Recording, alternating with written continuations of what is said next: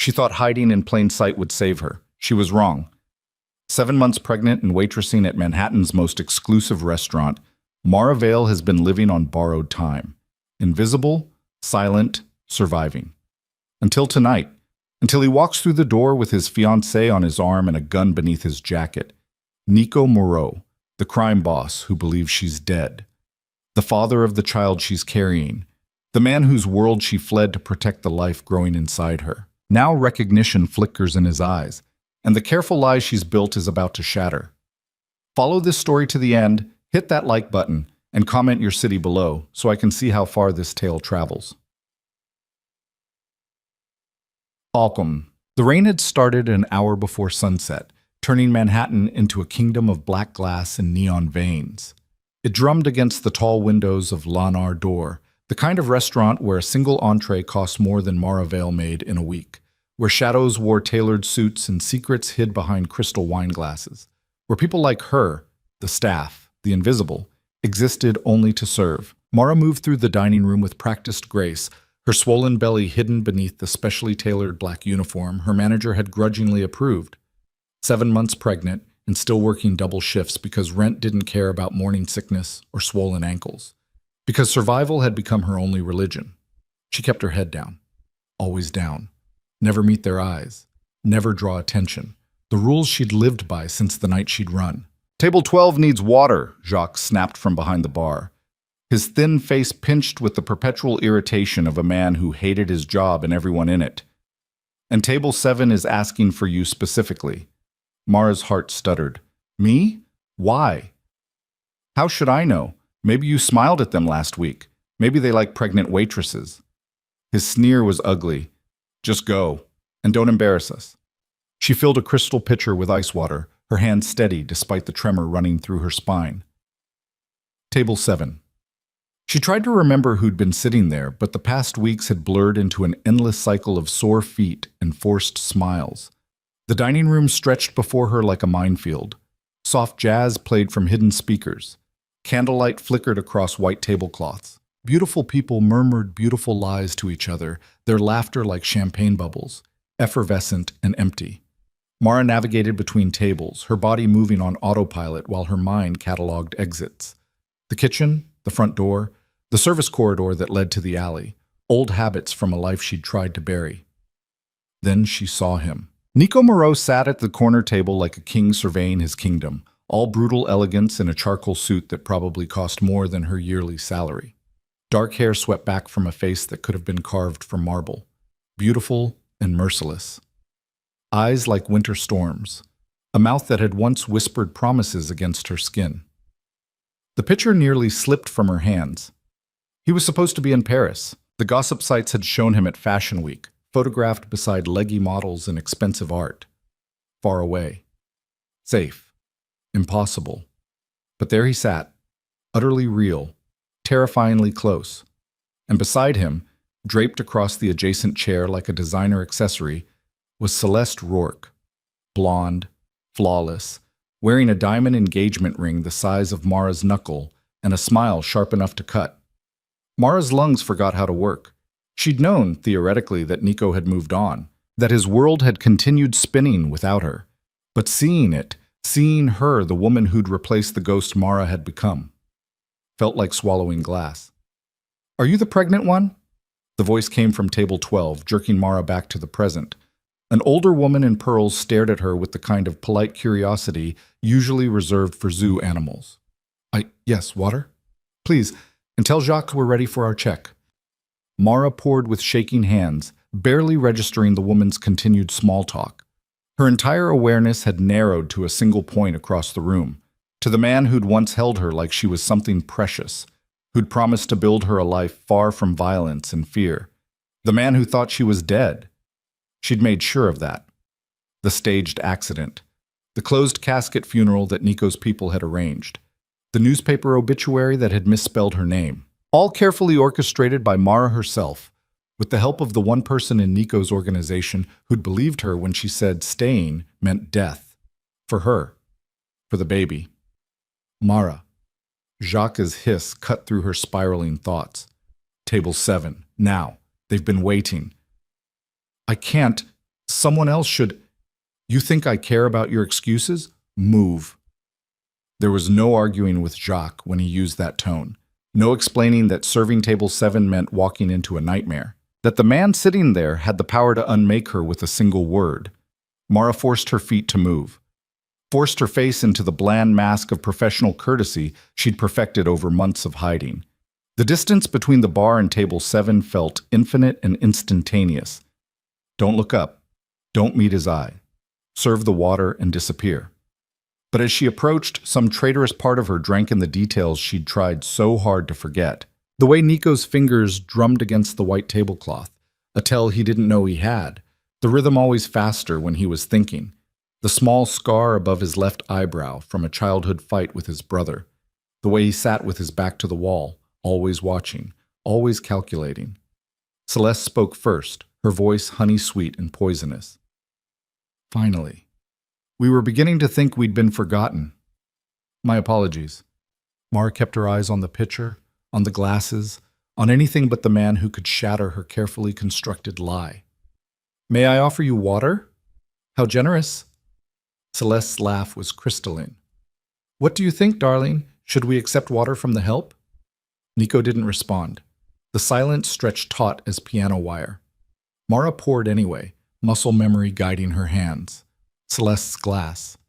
Then the empty setting across from her. She was reaching for Nico's glass when his hand moved, not to accept the water, but to rest on the table, inches from hers. She saw the exact moment recognition flickered. His eyes caught on her wrist, on the small crescent-shaped scar that marked where she'd fallen through his greenhouse window during a party 8 months ago, laughing and wine-drunk and so stupidly in love. She'd bled on his imported Italian tile while he'd pressed a kitchen towel to the wound and threatened to fire his entire security team for not keeping the floor dry. Mara jerked her hand back, but the damage was done. Nico's gaze traveled up her arm, across her carefully neutral face, down to the swell of her belly beneath the black uniform. The universe held its breath. You, he said, and the single word carried the weight of continents shifting. Celeste's smile faltered. Darling, do you know this waitress? Mara's survival instinct screamed at her to run, to drop the pitcher and sprint for the kitchen, for the alley, for anywhere but here. But her body had turned to stone, frozen under the force of Nico's stare. I need to... Mara's voice cracked. Excuse me. She turned, but Nico's voice stopped her cold. Stay. Not a request. A command delivered with the absolute authority of a man accustomed to obedience. The dining room suddenly felt too small, too hot. Other diners were beginning to notice the tension crystallizing around table 7. Jacques was frowning from his position behind the bar. I have other tables, Mara managed. They can wait. Nico leaned back in his chair, his posture deceptively casual. We haven't ordered yet. Celeste's hand found Nico's arm, her nails painted the color of fresh blood. Darling, what's going on? Nothing. But his eyes never left Mara's face. Just thought I recognized someone. The lie was transparent. They both knew it. Well, she's just a waitress, Celeste said with a dismissive wave. Surely we can find someone more attentive to take our order. Jacques appeared at Mara's elbow like a vulture sensing carrion. Is there a problem? No problem, Nico said smoothly, though I do have a specific request. Of course, Mr. Moreau. Anything. Mara's blood turned to ice. Jacques knew who he was. Of course he did. Everyone in Manhattan's underworld knew Nico Moreau, the youngest crime boss to ever control the Eastern Territories, the man who'd built an empire on ruthlessness and precision. I'd like this waitress, Nico gestured to Mara without looking away from her face, to handle our table personally for the remainder of the evening. Jacques practically bowed. Absolutely, Mara, you'll be attending exclusively to Mr. Moreau and his guest. No, this couldn't be happening. Actually, I should mention, Mara's voice came out strangled. I'm not feeling well. Perhaps someone else. You look perfectly healthy to me. Nico's smile was a blade wrapped in silk. Unless there's some reason you'd prefer to avoid our table. The trap closed around her like a fist.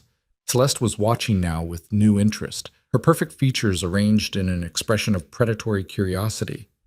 Jacques radiated impatience. And Nico Nico looked at Mara like he was solving an equation, his brilliant mind working through possibilities and probabilities. No reason, Mara forced out. I'll be happy to serve you. Excellent. Nico picked up his menu, the gesture dismissive. We'll start with the oysters and the 2015 Margot. Jacques scurried away, leaving Mara alone with the wreckage of her careful plans. She managed to input the order on her tablet with shaking fingers, hyper-aware of Nico's attention like heat against her skin. You're pregnant, Celeste observed, her tone carrying the faintest edge of distaste. Shouldn't you be on maternity leave or something? I work until I can't, Mara said quietly.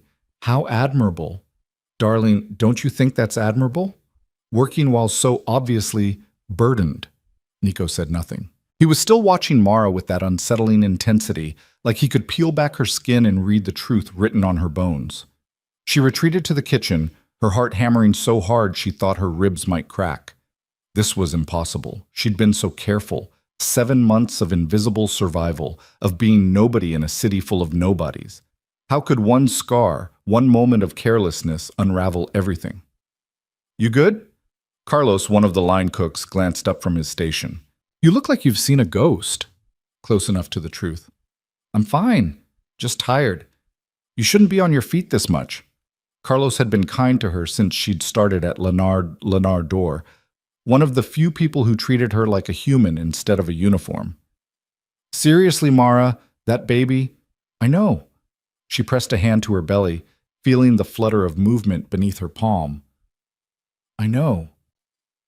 The sommelier arrived with the wine, and Mara carried it back to table 7 on a silver tray, her mind racing through contingencies. Maybe Nico wasn't sure. Maybe the scar was just a coincidence. Maybe if she kept her head down and her answers short, he'd lose interest. She presented the bottle, poured a taste for Nico's approval, filled both glasses with hands that only trembled slightly. Tell me, Nico said as she set down Celeste's glass, his voice pitched low enough that only Mara could hear. Do I know you? I don't think so, sir. Sir? He smiled, and it was terrible. So formal, but that scar on your wrist, it looks familiar. Mara's pulse became thunder. I'm sure lots of people have scars, sir. True. He swirled his wine, studying the dark liquid like it held answers. But not everyone has that particular scar. And that walk... His eyes flicked down, then up again. I knew someone once who moved exactly like you. Same grace, same careful control. Celeste's attention sharpened. Who? Someone dead, Nico said flatly. Or so I was told. The oysters arrived, saving Mara from having to respond. She arranged them on the table with mechanical precision, each movement calculated to avoid drawing further attention. But Nico wasn't finished. What's your name? He asked. Mara, sir. Mara. He tasted the syllables like wine. And your last name? Vale. A lie. Her real surname was Fletcher, but she'd abandoned it along with everything else from her old life. Vale was anonymous. Vale was safe. Except Nico's eyes narrowed slightly, and Mara knew with sick certainty that he'd caught the hesitation before she spoke. Interesting, was all he said. The evening stretched into a special kind of torture. Mara brought course after course, seared scallops, truffle risotto, dry-aged beef that cost more than her monthly rent. Each trip to table 7 felt like walking a tightrope over an abyss. Nico ordered with quiet authority, asked polite questions about the menu, played the role of wealthy patron perfectly, but underneath the civilized veneer Mara felt him hunting. Every casual question was a test. Every seemingly innocent observation was a probe. How long have you worked here? He asked over the beef course. 4 months. And before that? Other restaurants? Vague. Unhelpful. You're good at this. Very professional. His smile was winter sunlight, beautiful and cold. You must have excellent references. Mara's throat closed. She had no references. Jacques had hired her because the restaurant was understaffed and desperate, because she'd been willing to work brutal hours for minimum wage. I try my best, sir. Celeste, who'd been silent through most of the meal, suddenly leaned forward. Nico, darling, you're making the poor girl uncomfortable. Can't you see she's practically vibrating with anxiety? Am I making you uncomfortable? Nico asked Mara directly. No, sir. Liar.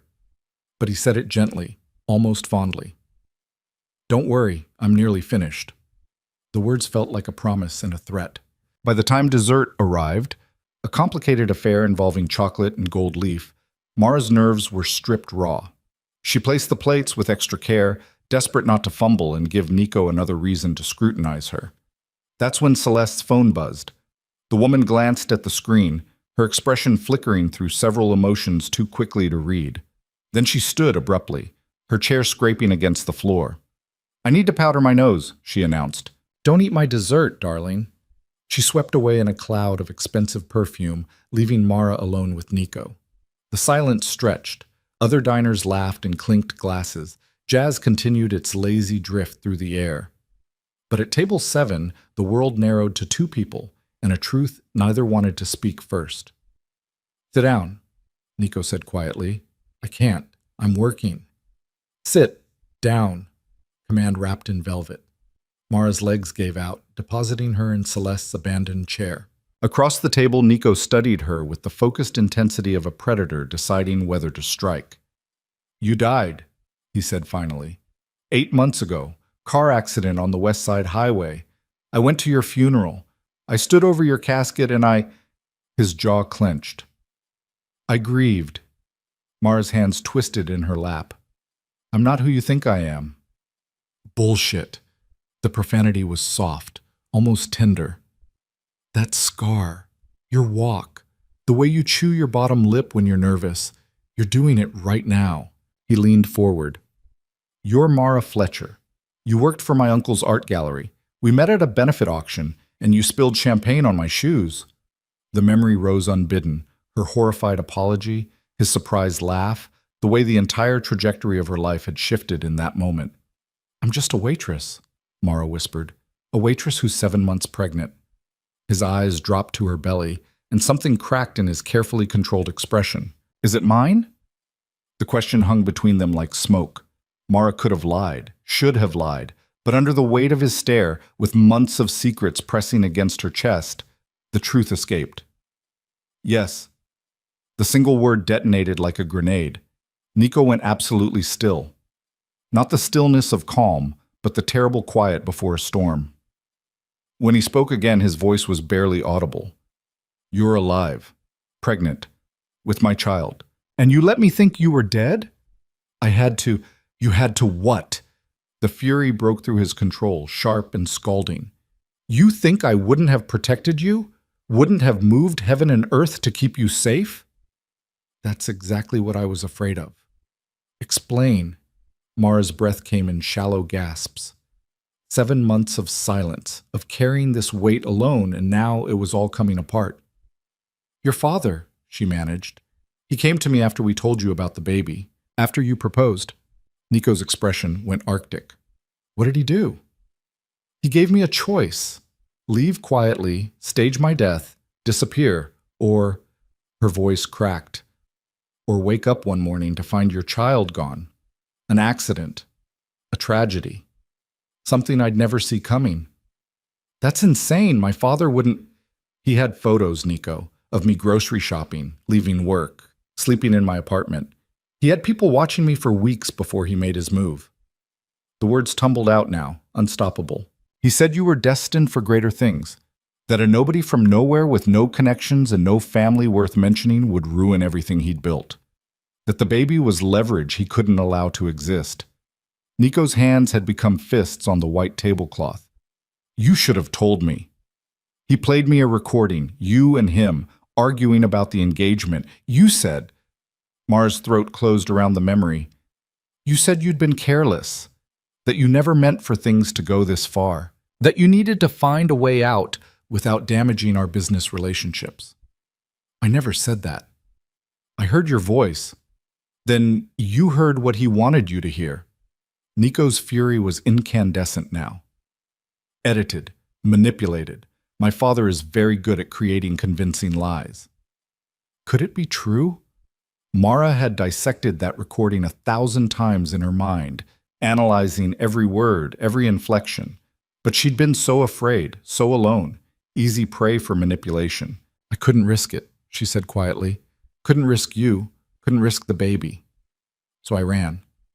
And I made sure you'd never look for me. By dying. By disappearing. Nico pushed back from the table, his chair scraping against the floor loud enough to draw attention from nearby diners. You have no idea what you've done. What you've cost me. I'm sorry. Sorry? His laugh was bitter. I've spent 8 months in hell. 8 months thinking I'd lost the only person who ever... He cut himself off, shaking his head. And now you're here, alive, pregnant, working in a restaurant where anyone could recognize you, where my father's people could walk through that door at any moment and finish what he started. Mara's blood ran cold. No one knows I'm here. I found you. How long before someone else does? The truth of it was a blade between her ribs. She'd been so focused on surviving day to day that she hadn't considered the larger picture, hadn't thought about what would happen when her carefully constructed invisibility finally failed. What do you want from me? She asked. The truth. All of it. Why you're still in Manhattan when you should have run to the other side of the world. Why you're working yourself to exhaustion when you should be... He stopped himself again. Just tell me everything. But before Mara could respond, Celeste reappeared. The woman's return was oddly timed, too perfect, too calculated. She slid back into her chair with a bright smile that didn't reach her eyes. Did I miss anything? She asked. No, Nico said without looking at her. His attention remained locked on Mara. We were just discussing the menu. How fascinating. Celeste's smile sharpened. Well, I think we're finished here. Nico, darling, shall we go? We have that meeting with your father later. The mention of Nico's father made Mara's stomach turn to lead. Nico stood slowly, pulling out his wallet. He extracted several $100 bills and dropped them on the table. Far more than the meal cost, enough to make Jacques salivate when he saw it. For the excellent service, he said, his eyes never leaving Mara's face. And for your discretion. The last word was weighted with meaning. Of course, sir, Mara managed. Nico turned to leave, Celeste already linking her arm through his. But at the last moment, he leaned down, his mouth close to Mara's ear. This isn't over, he whispered. Meet me tomorrow, 2 p.m. The bench in front of the gallery where we met. Come alone. And Mara. His breath was warm against her skin. If you run again, I will find you. And next time, you won't get a choice about staying. Then he was gone. Celeste chattering brightly about their upcoming trip to Monaco, the two of them disappearing into the rainy night like beautiful ghosts. Mara sat frozen in Celeste's abandoned chair, her heart a war drum, her mind a hurricane. He knew. He knew everything. And tomorrow, she'd have to face the consequences. Jacques appeared, snatching up the bills with greedy fingers. What did you do to earn this kind of tip? Nothing, Mara said numbly. Just my job. But as she cleared the table, as she moved through the rest of her shift on autopilot, she couldn't shake the feeling that her carefully constructed life had just been sentenced to death. The restaurant closed at midnight. Mara changed out of her uniform in the staff bathroom, her body aching with exhaustion. The baby moved restlessly beneath her ribs, as if sensing her distress. It's okay, she whispered, pressing a hand to the swell of her belly. We're going to be okay. But the words felt like lies. The rain had turned to mist by the time she exited through the kitchen door into the alley. The city gleamed wet and dark, full of shadows that could hide anything. Anyone. Mara pulled her coat tight and started walking, her mind already racing through scenarios. She could run, pack her few belongings and catch a bus to somewhere, anywhere, that Nico couldn't find her. Could disappear again, more thoroughly this time. But even as she thought it, she knew it was futile. Nico Moreau didn't make idle threats. If he wanted her found, she'd be found. And running now would only delay the inevitable confrontation.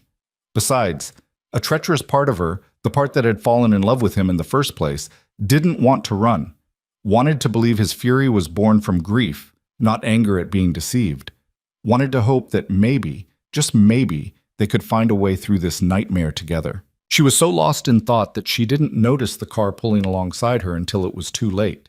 The black SUV materialized from the mist like a shark from dark water. The window rolled down, and Mara's entire body locked with terror, preparing for bullets or hands reaching to drag her inside. But the face that appeared belonged to Marco, Nico's longtime driver and occasional enforcer. "Get in," he said simply. "I don't...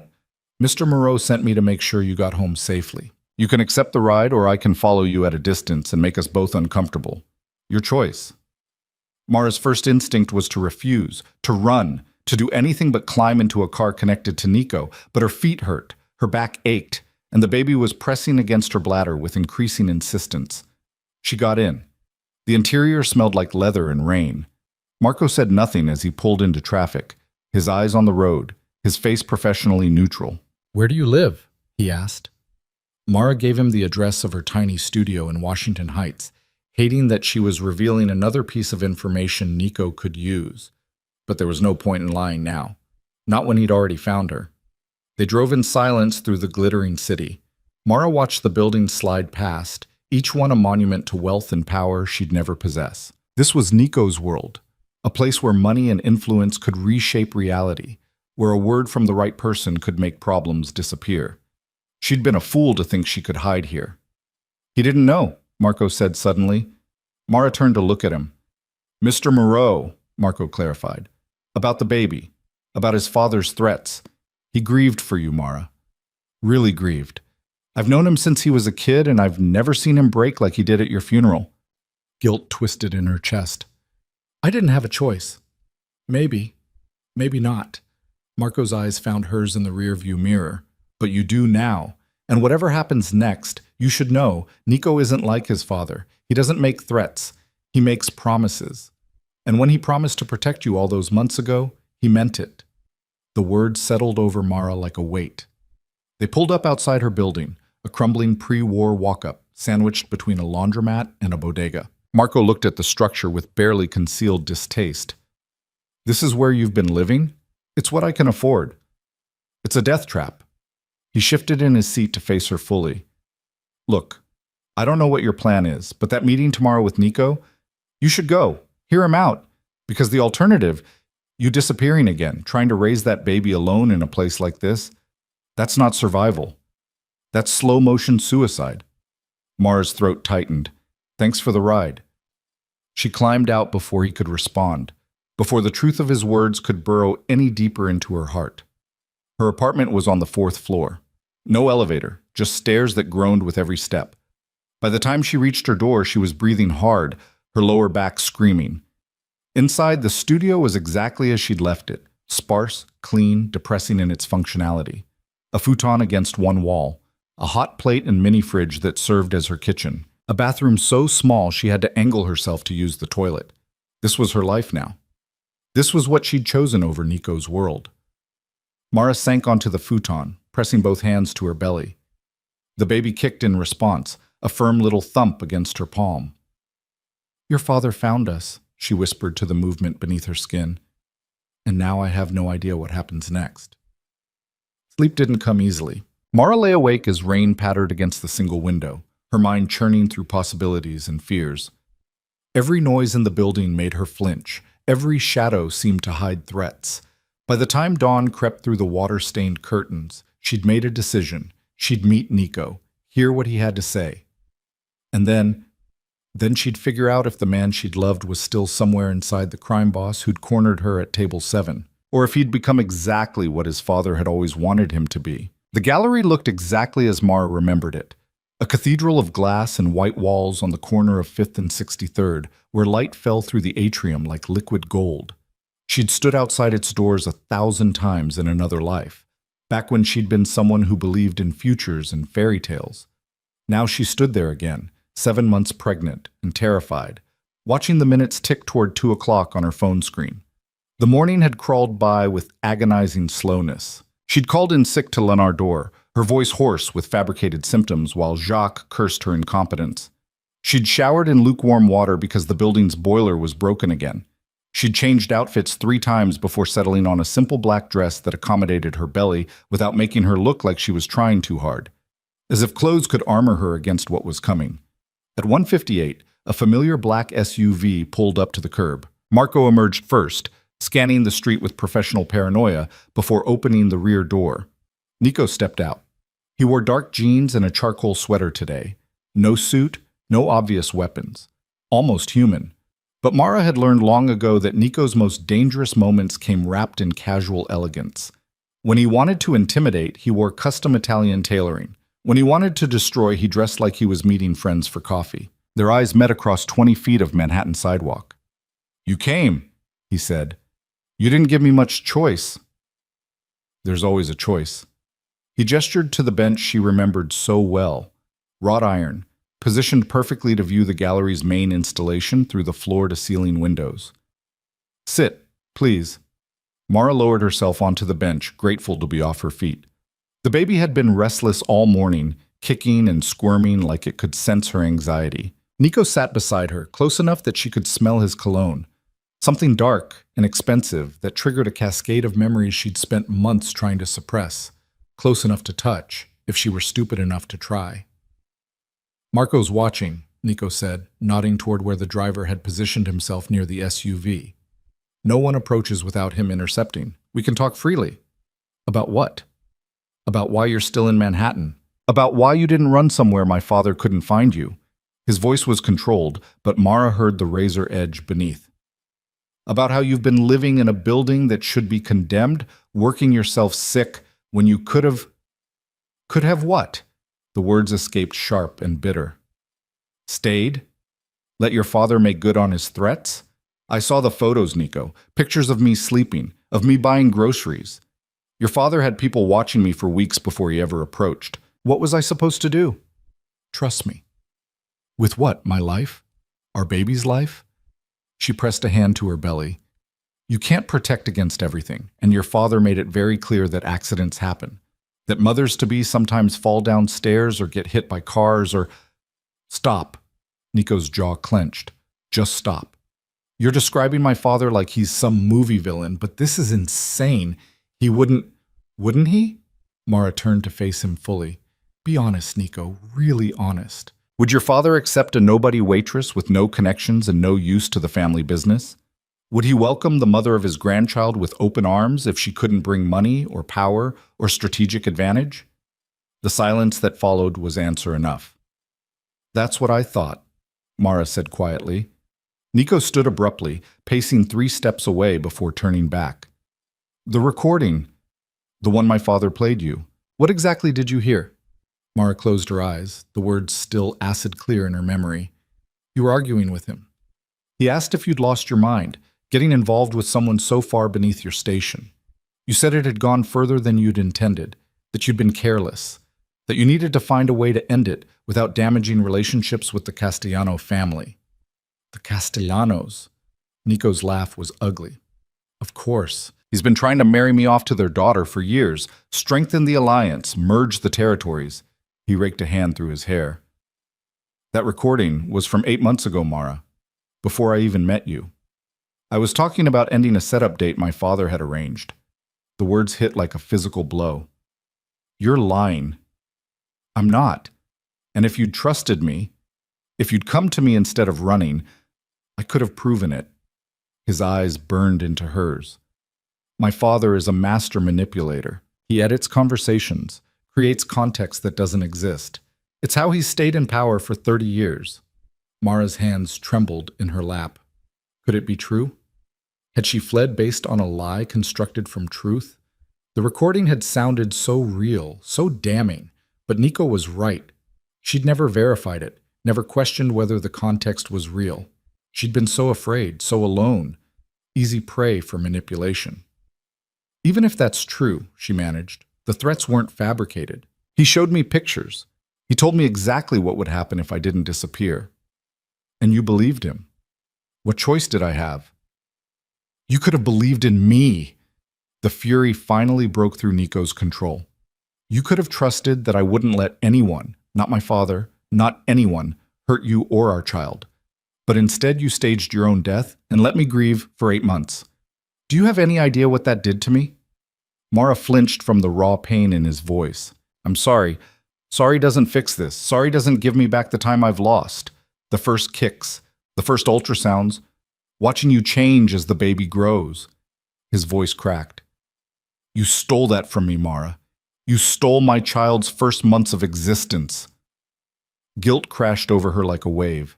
He was right. Whatever her reasons, whatever her fears, she'd made choices that had hurt him deeply, had robbed him of something precious and irreplaceable. I thought I was protecting us, she whispered.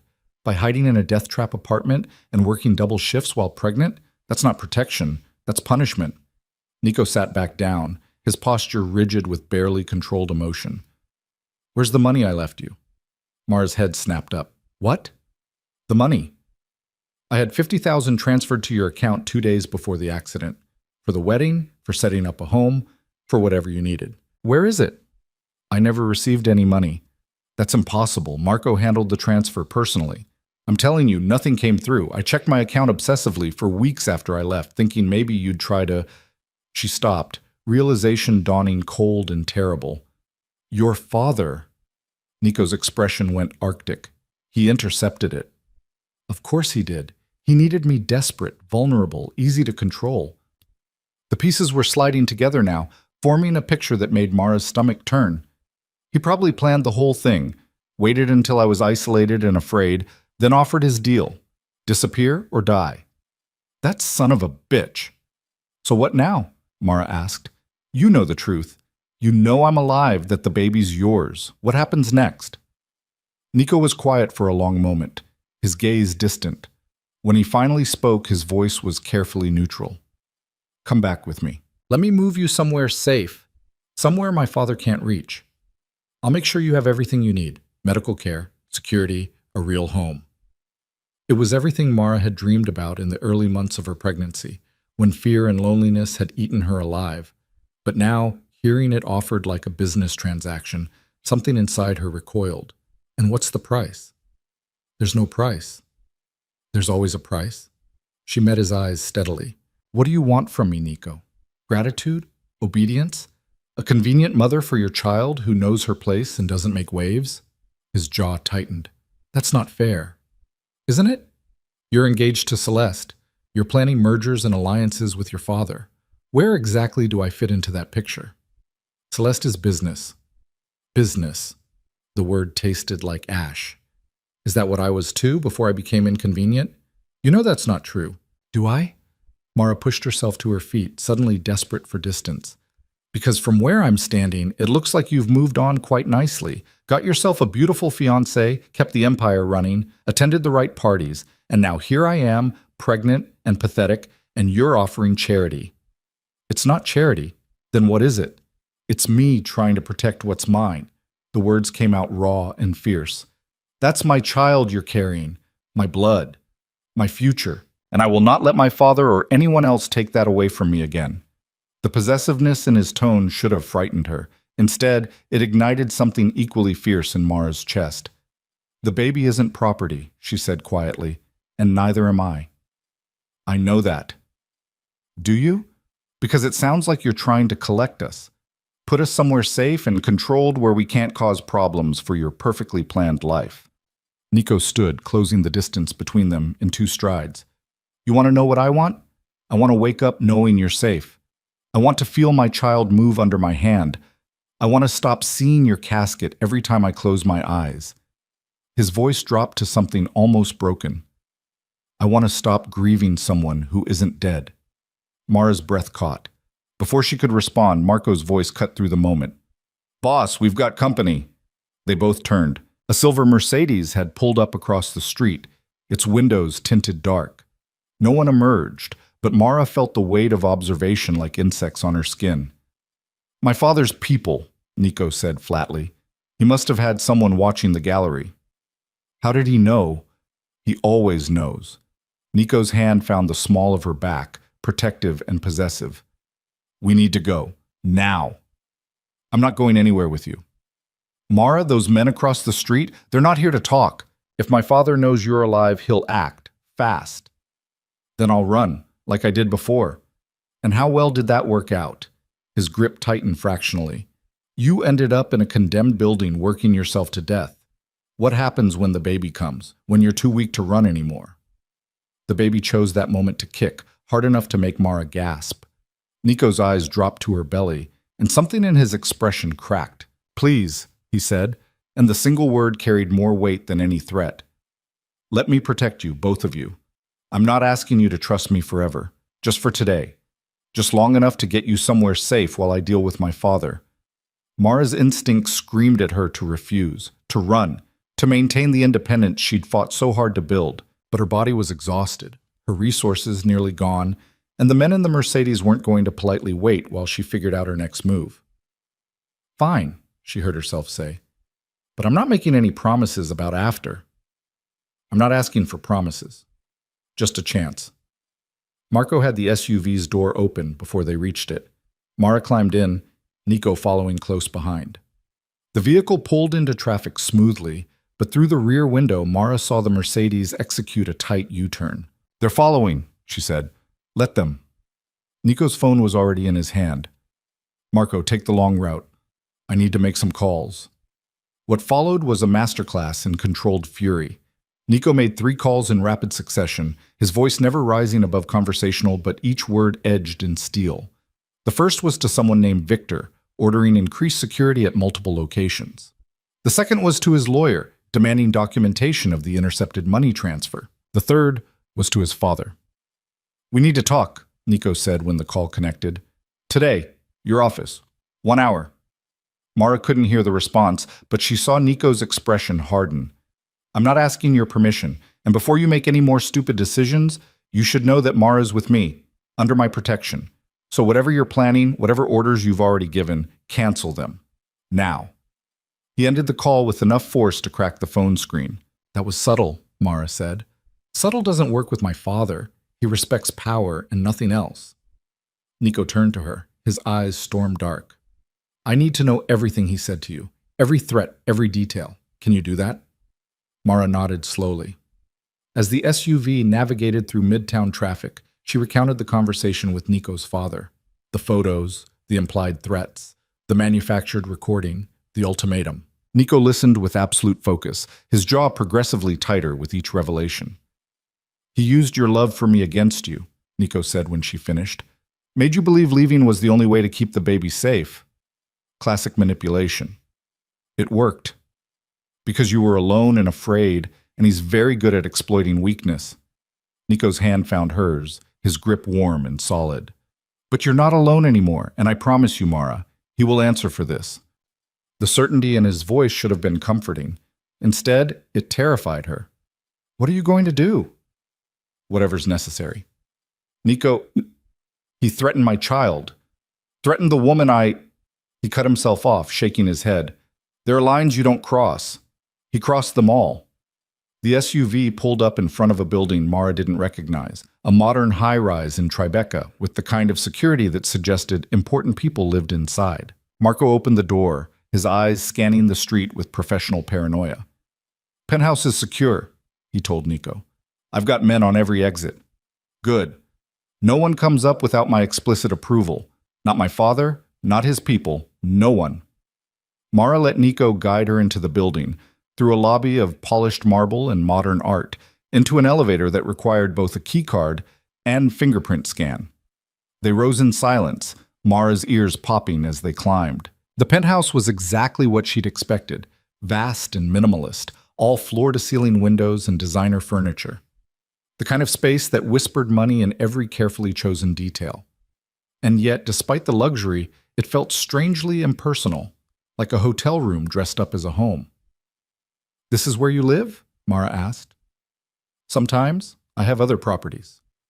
Nico moved through the space with practiced efficiency, checking windows, adjusting blinds. But this is the most secure. My father doesn't have access, and the building's security is former military. He disappeared into what Mara assumed was a bedroom, returning with a phone and laptop. I need to handle some things before I meet with my father. Make yourself comfortable. There's food in the kitchen, and the guest room is down the hall if you need to rest. You're just going to leave me here? You're safe here, safer than you've been in months. He paused, something vulnerable crossing his face. Unless you'd rather I stay. The question hung between them, weighted with implications neither was ready to explore. Go, Mara said. Deal with your father, but Nico... She waited until his eyes met hers. Don't do anything stupid.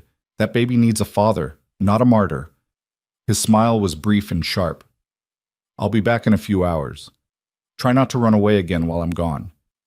Then he was gone, the door clicking shut with expensive finality. Mara stood alone in the vast penthouse, her reflection ghostly in the floor-to-ceiling windows.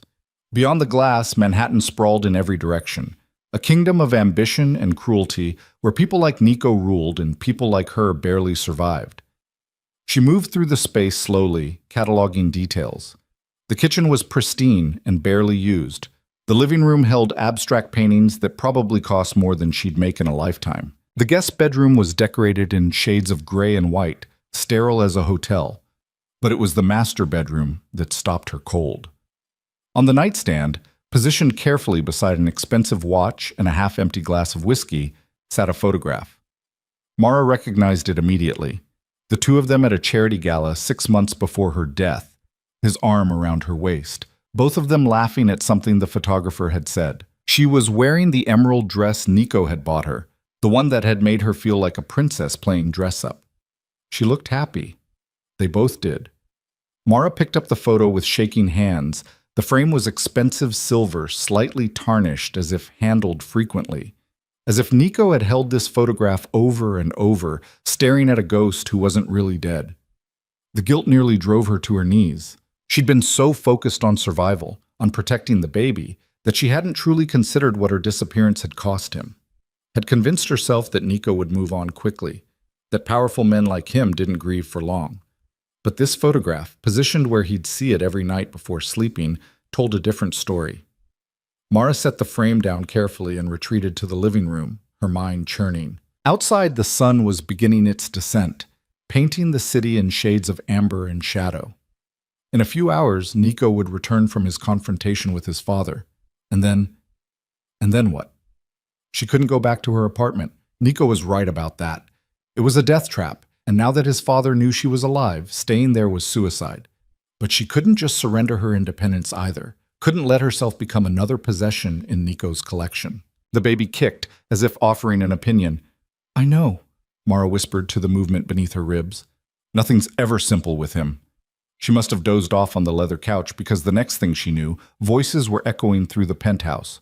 Harsh, angry, coming from the direction of the front door. Mara struggled upright, her heart pounding. Through the dim light of early evening, she could make out two figures in the entryway. Nico, his posture rigid with fury, and a woman whose voice cut through the air like broken glass. Celeste. You can't just keep her here like some kind of pet, Celeste was saying. This is insane, even for you. Get out. Nico's voice was arctic. Not until you explain what the hell is going on. Your father calls me in a rage, saying you've lost your mind over some dead waitress. She's not dead. Obviously. But she's also not your concern anymore. We have an understanding, Nico. An arrangement. And this, Celeste gestured wildly. This violates everything we agreed to. The arrangement is over. Like hell it is. My family has invested too much in this alliance to... I don't care what your family invested. The engagement is done. Finished. I'll make the announcement tomorrow. Celeste's laugh was vicious. You think you can just walk away? You think my father will accept that? We have contracts, Nico. Legally binding agreements about territory and distribution, and then sue me. You arrogant... That's when Celeste noticed Mara standing in the living room doorway. Her eyes went wide, then narrow, with calculation. So this is her, Celeste said softly. The ghost who won't stay buried. Mara lifted her chin, refusing to be intimidated. I didn't ask to be here. No, I'm sure you didn't. Sure you just accidentally ended up in my fiancé's penthouse, pregnant with his child, destroying months of carefully negotiated agreements. Celeste's smile was a blade. How unfortunate for everyone. Celeste, leave. Now. Nico moved between the two women, his body language protective. Or what? You'll have your pet thug throw me out? Celeste's voice rose. I came here as a courtesy, Nico, to warn you. My father knows about her, about the baby, and he's not happy about threats to our arrangement. What are you talking about? I'm talking about the fact that your little reunion has consequences. My father doesn't like surprises, and when he called earlier asking me to confirm whether the pregnant waitress from last night was someone you knew, she paused meaningfully. I told him the truth, that I had no idea who she was. Ice crystallized in Mara's veins. You called your father? I texted him from the restaurant. Just a simple question about whether Nico had any old flames I should know about. Celeste's smile was poison. He was very interested in the details. Nico went absolutely still. What did you do? What you forced me to do. Protect my family's interests. Celeste pulled out her phone, her fingers dancing across the screen. And speaking of protection, she held up the phone so they could both see the screen. A text thread with someone labeled cleanup. The most recent message, sent hours ago, read, Found the target, awaiting confirmation. Below it, a photo. Mara's apartment building. Nico's voice was deadly quiet. You sent a cleaner after her. I sent insurance, in case your temporary insanity threatened to become permanent. Celeste pocketed the phone. But don't worry, I called them off. For now. Consider it a wedding gift. There's not going to be a wedding. Then consider it incentive to reconsider. Celeste moved toward the door, her heels clicking against marble. You have 24 hours, Nico. Announce that the engagement stands, send the waitress away with enough money to keep her quiet, and we all move forward. Or, she glanced back at Mara, or accidents happen. Pregnant women are so delicate, after all. So many things can go wrong. The threat hung in the air like smoke. Get out, Nico said. I'm already gone. But Nico? Celeste paused in the doorway. You should know my father isn't the only one who's interested in your little reunion. Your father called mine earlier. They're meeting tonight to discuss the situation. I'd suggest you think very carefully about which battles you're willing to fight. Then she was gone, the door closing behind her with quiet finality. Mara sank onto the couch, her legs suddenly unable to support her weight. She sent someone to kill me. She sent someone to scare you. But Nico's voice was tight with barely controlled fury. The Rourke family deals in intimidation, not murder. Usually. Celeste is ambitious and ruthless, but she's not stupid. Killing you would start a war she can't win. He pulled out his phone, fingers flying across the screen. But I'm not taking chances. Marco, I need you to send a team to Mara's apartment, full sweep. If there's anyone watching the building, I want them gone. And check for... He paused, glancing at Mara. Check for anything that doesn't belong. Bombs. He meant bombs. Or poison.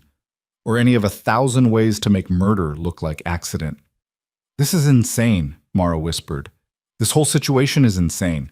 People sending killers, making threats, playing games with lives like it's all just business. It is business. Nico sat beside her, his proximity both comfort and threat. In my world, everything is leverage. Family, love, children, all of it gets weighed on scales of power and profit. Then maybe I was right to run. Maybe you were. His honesty surprised her. Maybe this life, this world I was born into, maybe it's poison. Maybe everyone who touches it gets corrupted. He turned to face her fully. But I can't change what I am, Mara. I can't rewrite my history or abandon my responsibilities. All I can do is try to protect the people I care about from the worst of it. By keeping them locked in expensive cages? By keeping them alive. His hand found her belly, tentative and aching. I lost you once. I'm not losing you, or our child again. The baby kicked against his palm, as if recognizing its father's touch. Nico's breath caught, his eyes going wide with wonder. That's your daughter, Mara said softly. Or son. I don't know yet. Didn't want to find out alone. Daughter. Nico's voice cracked on the word. I hope it's a daughter, with your eyes and your stubbornness and none of my father's cruelty. She'll have your intelligence, your loyalty. My capacity for violence? Your capacity for love.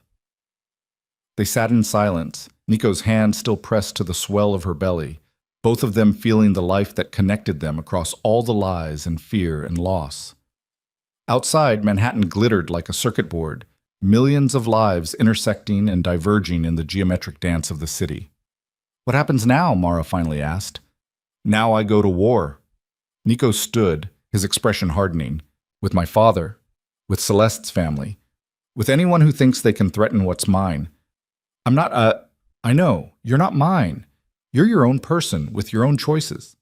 He moved toward the door, grabbing his jacket. But that baby? That's my blood, my future, and I will burn this entire city down before I let anyone hurt them. The ferocity in his voice should have frightened her. Instead, it ignited something equally fierce in Mara's chest. This was the man she'd fallen in love with, not the polished crime boss or the dutiful son, but the one who loved with volcanic intensity, who chose his people and defended them without mercy. Where are you going? To have a conversation with my father, one that's 8 months overdue. Nico paused at the door. Stay here. Don't open the door for anyone.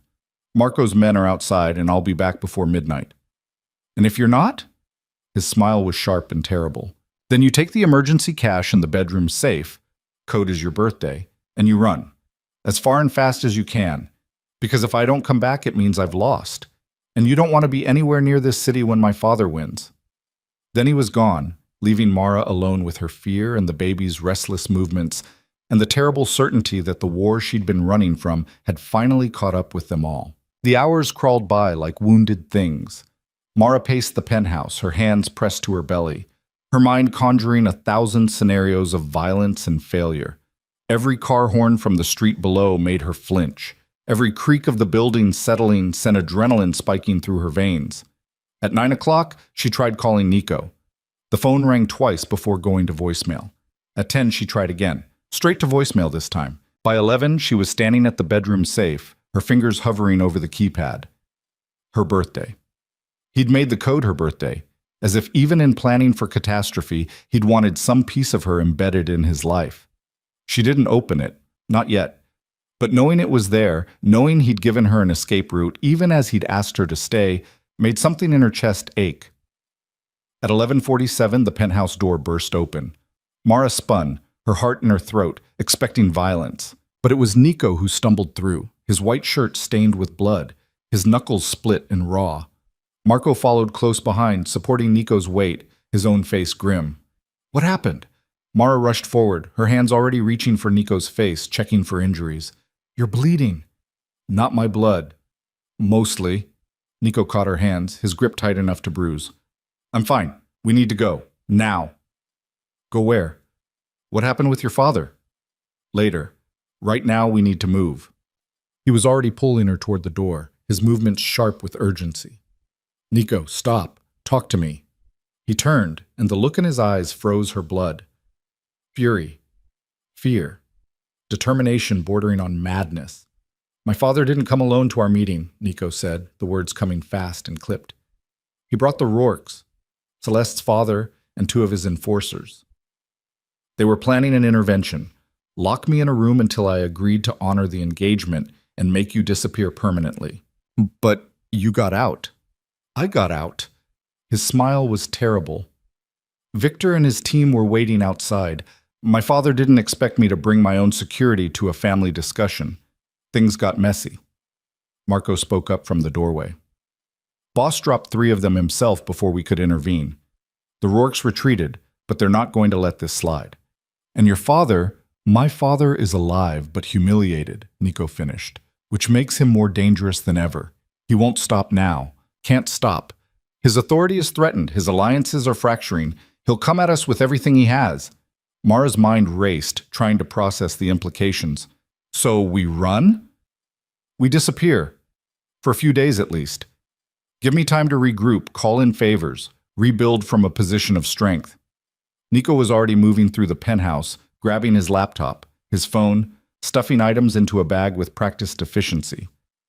I have a place upstate, off the grid. No one knows about it except Marco and Victor. What about Celeste? She'll tell her father where we're going. Celeste doesn't know where we're going. No one does. He stopped, turning to face her fully. But I need you to trust me, Mara. One more time. Can you do that? The question hung between them, weighted with everything they'd been through. Every lie, every fear, every moment of desperate survival. Mara pressed a hand to her belly, feeling the baby's restless movements. This child, their child, deserved better than a life spent running, deserved parents who fought for each other instead of against the world. Yes, she heard herself say. I trust you. The relief that crossed Nico's face was almost painful to witness. Okay. He grabbed her hand, his grip warm and solid. Okay, let's go. They took the service elevator down to the parking garage, Marco leading with his gun drawn, checking corners with professional paranoia. The SUV was waiting, engine already running, Victor behind the wheel. We clear? Nico asked as they climbed in. For now. But the Rourkes have people watching the building. They'll know we've moved as soon as we exit the garage. Then we give them something to chase. Nico pulled out his phone, typing rapidly. I'm having Marco take the primary vehicle north on the FDR. Full escort, lights, the whole show. They'll think we're making a run for Connecticut. And where will we actually be? Mara asked. Going south. There's a boat waiting at the Brooklyn docks. We take that upriver, switch to a car Victor has staged, and we're gone before anyone realizes they've been chasing a decoy. It was the kind of plan that only worked if everyone played their part perfectly, if no one made mistakes, if luck held and violence didn't find them first. They were banking everything on a lot of ifs. The SUV pulled out of the garage, Victor navigating through the late-night streets with controlled aggression. Behind them, Mara could see another black vehicle peel away from the curb, following at a distance. Company, she said quietly. I see them. Victor's eyes never left the road. 2 cars, probably Rourke muscle. They're not trying to hide. Let them follow. Once we split, Marco will lead them on a nice long drive to nowhere. They drove in tense silence through Manhattan's glittering canyons, every stoplight an eternity, every turn a potential ambush. Mara's hands twisted in her lap, her breath coming shallow and quick. Nico's hand found hers, squeezing gently. Breathe. In through your nose, out through your mouth. The baby can feel your stress. The baby can feel a lot of things right now. Terror, confusion, regret about her parents' life choices. Despite everything, Nico's laugh was genuine. She'll have stories to tell someday. How her mother was the bravest person I ever met. How she survived impossible odds. Or how her parents got her killed before she was even born. That's not going to happen. The certainty in his voice was absolute. I swear to you, Mara, on everything I am, I will not let anyone hurt our daughter. The SUV turned onto a side street, the buildings growing more industrial, the lights sparser. They were in Brooklyn now, heading toward the waterfront, where shipping containers stacked like giant building blocks, and the river ran dark and cold. Victor pulled into an abandoned warehouse lot, killing the lights. Through the windshield, Mara could see water glinting in the moonlight and the silhouette of a small boat tied to a crumbling dock. This is us, Nico said. Victor, you're sure the route is clear? As sure as I can be, but boss... Victor met Nico's eyes in the rearview mirror. The Castellanos are asking questions. Word is spreading about what happened tonight. If they decide to get involved, then I'll deal with them. Right now, getting Mara to safety is the only thing that matters. They exited the SUV quickly, Nico's hand steady on Mara's back as they crossed the uneven ground toward the dock. The boat was small but powerful, designed for speed rather than comfort. Victor helped Mara aboard while Nico conferred in low tones with Marco, who'd arrived minutes earlier in the decoy vehicle. The tail is still following me, Marco confirmed. I'll lead them north, keep them busy for at least an hour. That should give you enough of a head start. Be careful, the Rourkes aren't subtle when they're angry. I've handled worse. Marco clasped Nico's hand briefly. Take care of her, boss. And yourself. Then Marco was gone, his taillights disappearing into the industrial maze, and Nico was climbing aboard the boat, his movements efficient despite his injuries. You know how to drive this thing? Mara asked as he moved to the controls. I grew up on boats. My father used to own a yacht before he decided maritime transport was beneath him. Nico's hands moved over switches and throttles with practiced ease. Hold on. The river's choppy tonight. The engine roared to life, and suddenly they were moving, cutting through dark water, the city's lights falling away behind them. Mara gripped the railing, her stomach lurching with each wave, the baby protesting the sudden motion with a series of sharp kicks. How far? She shouted over the engine noise. 20 minutes to the rendezvous point, then another hour by car to the safe house. 20 minutes, an hour, and then what? How long could they hide before Nico's father or the Rourkes or some other player in this deadly game found them? The river opened up around them, wider and darker than Mara had imagined. To their left, Manhattan's skyline blazed like a circuit board. To their right, industrial wasteland gave way to suburbs and darkness. Above, stars struggled to penetrate the city's light pollution. They were 15 minutes into the journey when Victor's voice crackled over Nico's phone, tinny and urgent. "Boss, we have a problem." Nico snatched up the device, his knuckles white on the throttle. "What kind of problem?" "The warehouse lot. Someone was watching it. They saw you board the boat." "How many?" "At least 2 vehicles. And boss, one of them is your brother's car." Nico's expression went absolutely rigid. "Evan? He's been calling me for the last hour. Says your father sent him to bring Mara in. Says if he doesn't deliver her by morning, your father will start killing people close to you, family, friends. Anyone he thinks will make you cooperate." The words landed like grenades. "That manipulative bastard," Nico breathed. "He's using Evan as a weapon, forcing him to choose between family loyalty and—" He cut himself off, scanning the dark water around them. "Can you tell where they're headed?" "North on the river. They're trying to intercept you." "How fast?" "Fast enough. Boss, you need to abort. Turn around, come back, we'll find another route." "No." Nico's jaw set in a line Mara recognized, the expression he wore when calculation turned to conviction. "We keep going, but we're changing the plan." "Nico, there's an old loft in Red Hook, condemned building, scheduled for demolition next month. You know the one?" A pause. "The place you were going to renovate?" Before Victor stopped, recalibrating. "Yeah, I know it."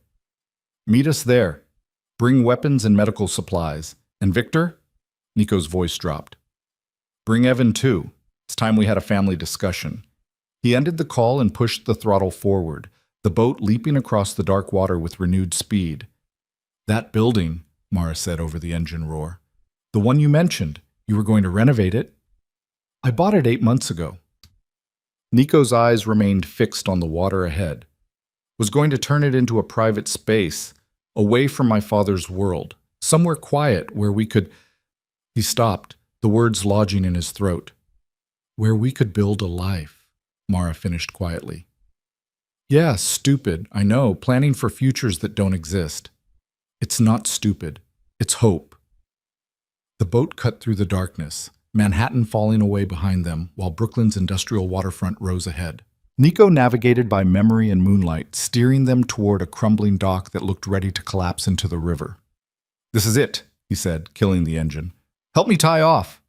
They secured the boat quickly, Mara's hands clumsy with cold and fear. The dock groaned under their weight as they climbed onto solid ground, every plank threatening to give way. Ahead, barely visible in the ambient light from distant street lamps, stood the loft. 4 stories of brick and broken windows, wrapped in chain-link fence and plastered with demolition notices. It looked like the set of a horror movie, isolated, derelict, the kind of place where bad things happened and no one heard the screams. "You were going to renovate this?" Mara asked. "It has good bones, natural light, river views." Nico's smile was brief and sad. "I saw potential where everyone else saw ruin. Story of my life." He led her to a gap in the fence, holding the wire aside so she could slip through. Inside the building, the air smelled of mold and decay. Nico pulled out his phone, using its flashlight to navigate through the debris-strewn ground floor. "Upstairs," he said. "The 3rd floor still has intact windows and a clear view of the street. We'll be able to see them coming." The stairs were a death trap of rotted wood and missing railings. Nico went first, testing each step, his hand reaching back to steady Mara as she climbed. By the time they reached the 3rd floor, she was breathing hard, her back screaming in protest. The space opened up into what must have once been a beautiful loft. Exposed brick, high ceilings, massive windows overlooking the river. Now it was a graveyard of abandoned furniture and water damage, moonlight streaming through broken glass to paint everything in shades of silver and shadow. "Here." Nico guided her to a relatively clean section of floor near the windows. "Sit. Rest. Victor will be here soon." Mara lowered herself carefully, her entire body aching. "What's the plan?" "We wait.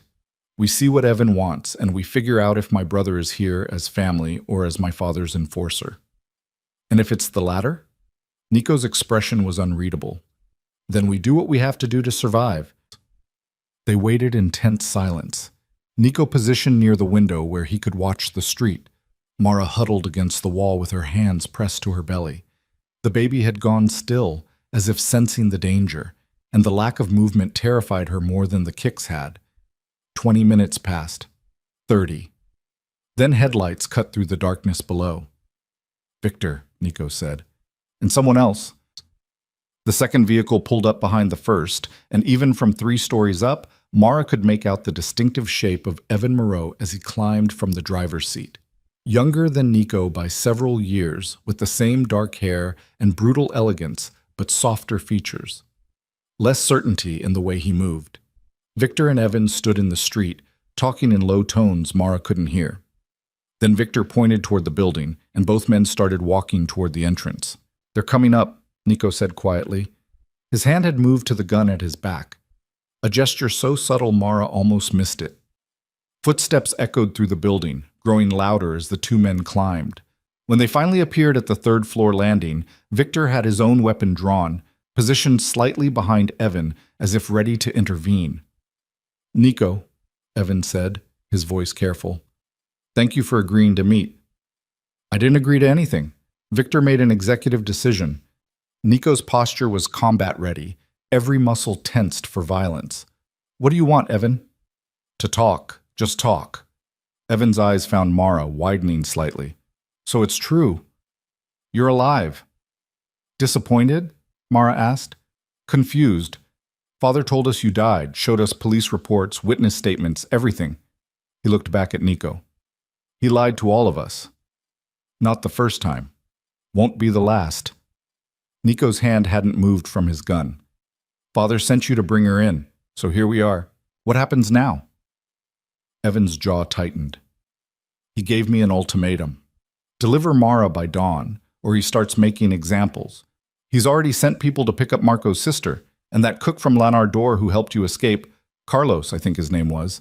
They took him an hour ago." Ice crystallized in Mara's chest. "Carlos?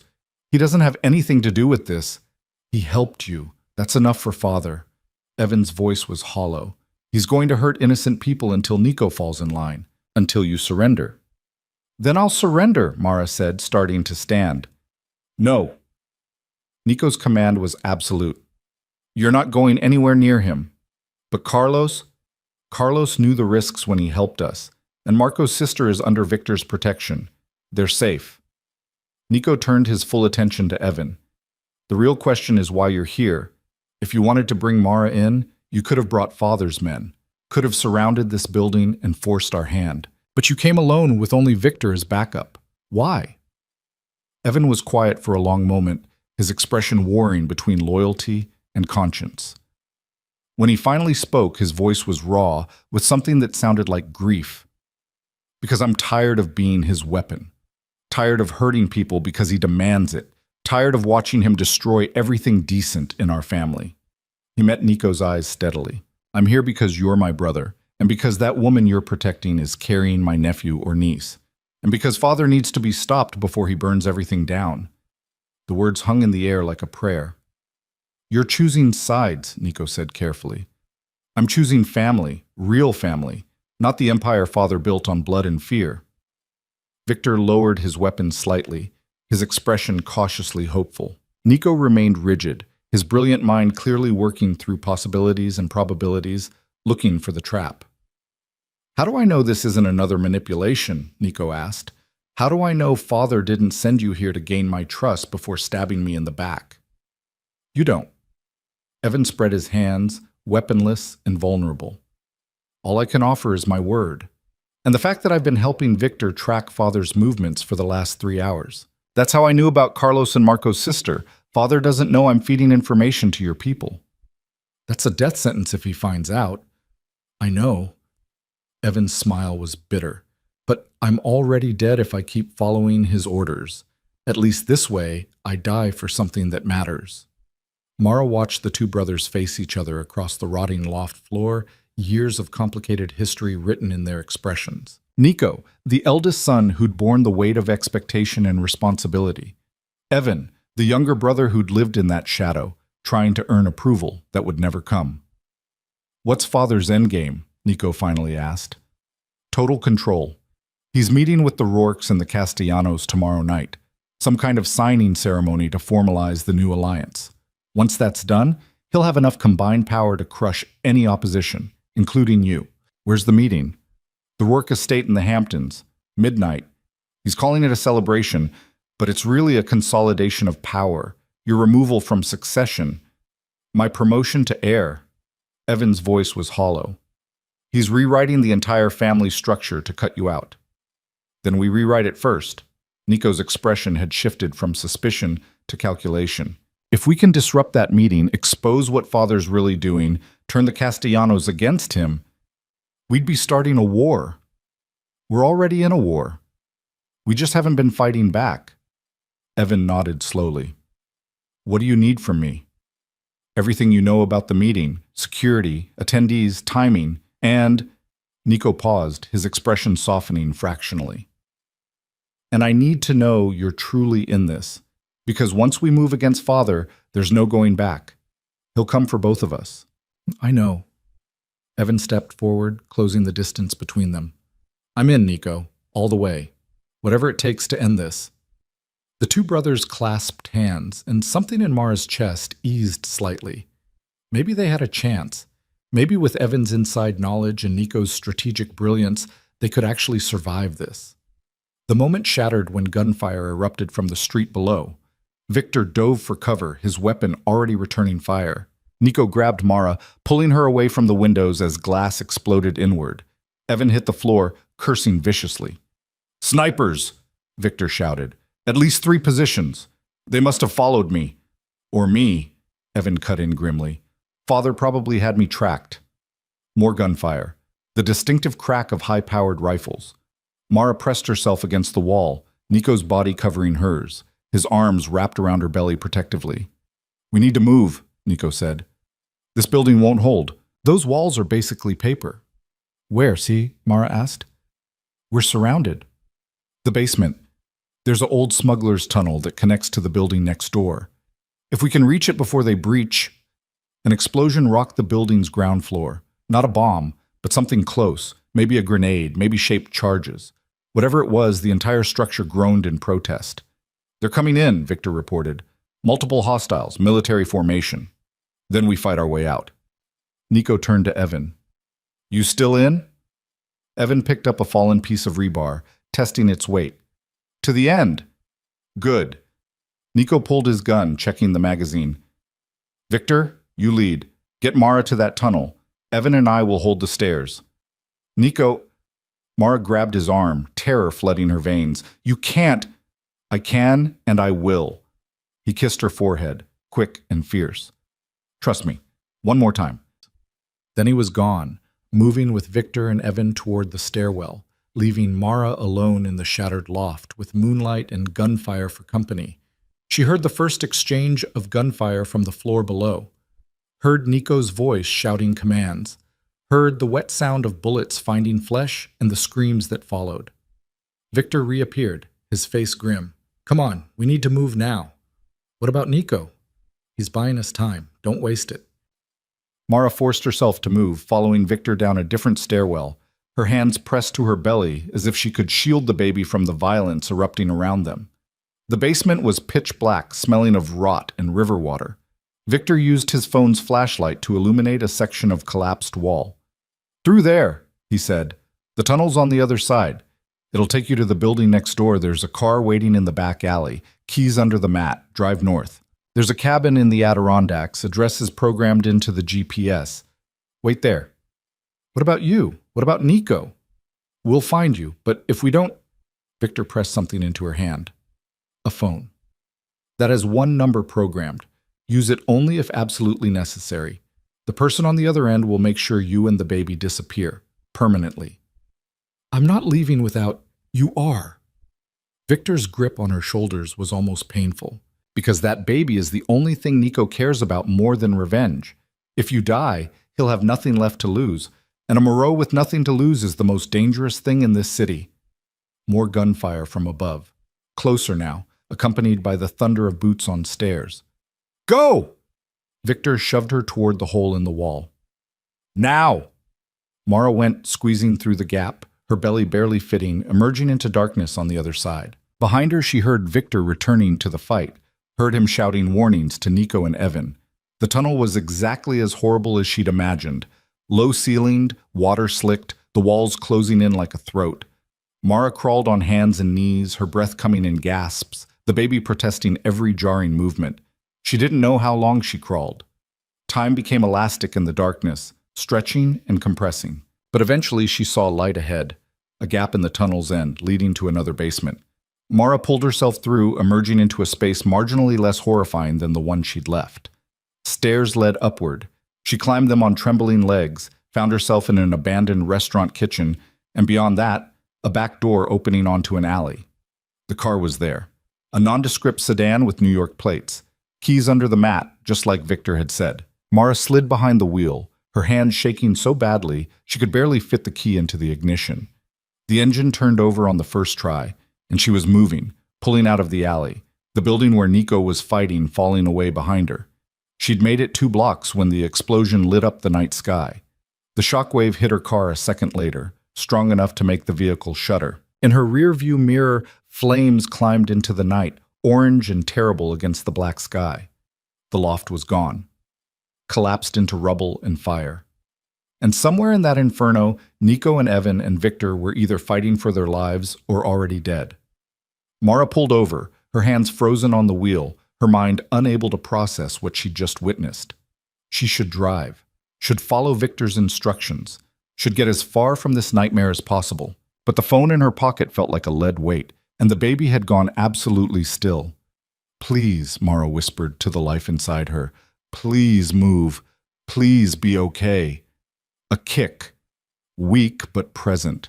Mara's breath came out in a sob of relief. She looked at the GPS at the route to the Adirondacks plotted in glowing lines. Looked at the phone Victor had given her.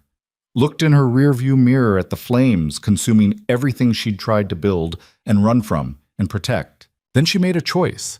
She turned the car around and drove back toward the fire, toward the violence, toward the man who'd promised to protect her and might already be dead. Because some things were worth more than survival.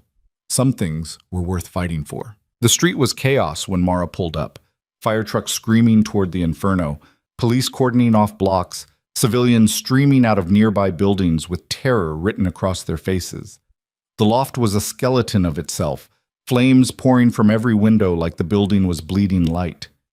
Mara abandoned the car 2 blocks away and ran, her pregnant body protesting every step, her lungs burning with smoke and fear. A police officer tried to stop her at the barricade, but she ducked under his arm, driven by something beyond reason. Nico! Her scream was swallowed by sirens and the roar of the fire. Nico! She was 50 feet from the building when strong arms caught her from behind, dragging her backward. Stop! You can't go in there! Victor's voice, rough with smoke damage. Mara twisted in his grip, her eyes finding his face, soot-stained, bleeding from a gash above his eyebrow, but alive. Where is he? Where's Nico? Safe. He got out with Evan through a service exit, but we need to move before the police start asking questions we can't answer. Victor guided her away from the flames, toward an alley where Marco waited beside another SUV. The people who attacked us, Mara asked, as Victor bundled her into the back seat. Dead or gone. It was a cleanup squad, not a capture team. They weren't expecting us to fight back as hard as we did. Victor slid in beside her, his breathing labored. Your man is a hell of a tactician. Brought the whole building down on their heads. That was intentional, improvised, but effective. Victor pressed a cloth to the wound on his forehead. Marco, the safe house in Queens, and call ahead. Tell them we need medical supplies and a doctor who doesn't ask questions. The SUV pulled into traffic, navigating around emergency vehicles with practiced ease. Mara's hands wouldn't stop shaking, adrenaline still flooding her system, the baby doing somersaults that felt both reassuring and alarming. How bad is he hurt? She asked quietly. Cuts, bruises, possible cracked ribs? Nothing fatal, but he needs stitches and rest. Victor's expression softened marginally. He's going to be pissed you came back instead of running north. He can be as pissed as he wants. I'm not abandoning him again. Good, because that man has been half dead since you disappeared. Tonight's the first time I've seen real fire in him in months. Victor's phone buzzed. He glanced at the screen, his expression darkening. We have a problem. Another one? The explosion made the news. Every major outlet is running the story, and someone leaked photos of Nico at the scene before the building came down. He turned the phone so Mara could see. A grainy image of Nico helping Evan through rubble, his face clearly visible despite the smoke. His father is going to know he survived, so will the Rourkes, which means they'll be looking for him. For all of us. Victor pocketed the phone. The safe house will buy us a few hours at most. After that, we need a real plan. The safe house turned out to be a modest brick townhouse in Astoria, unremarkable enough to fade into the neighborhood. Marco pulled into a narrow garage, the door closing automatically behind them. They entered through a reinforced door into a basement that had been converted into something between a bunker and a medical clinic. Nico was there, slumped in a chair while a woman with gray hair and steady hands cleaned a gash on his shoulder. Evan stood nearby, his own injuries being tended by a younger man with the efficient movements of military training. You were supposed to drive north, Nico said the moment he saw Mara.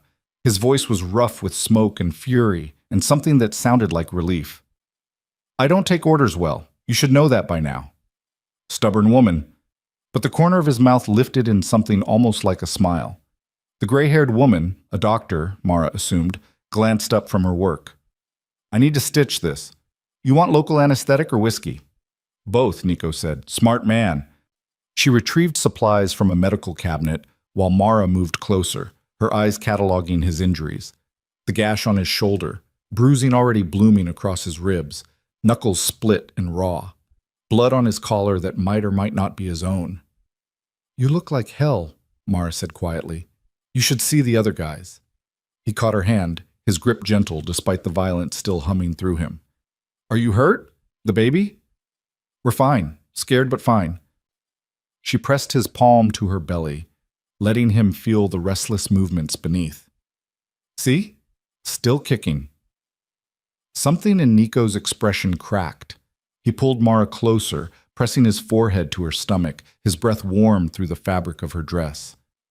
I'm sorry. For all of this. For putting you in danger. Stop.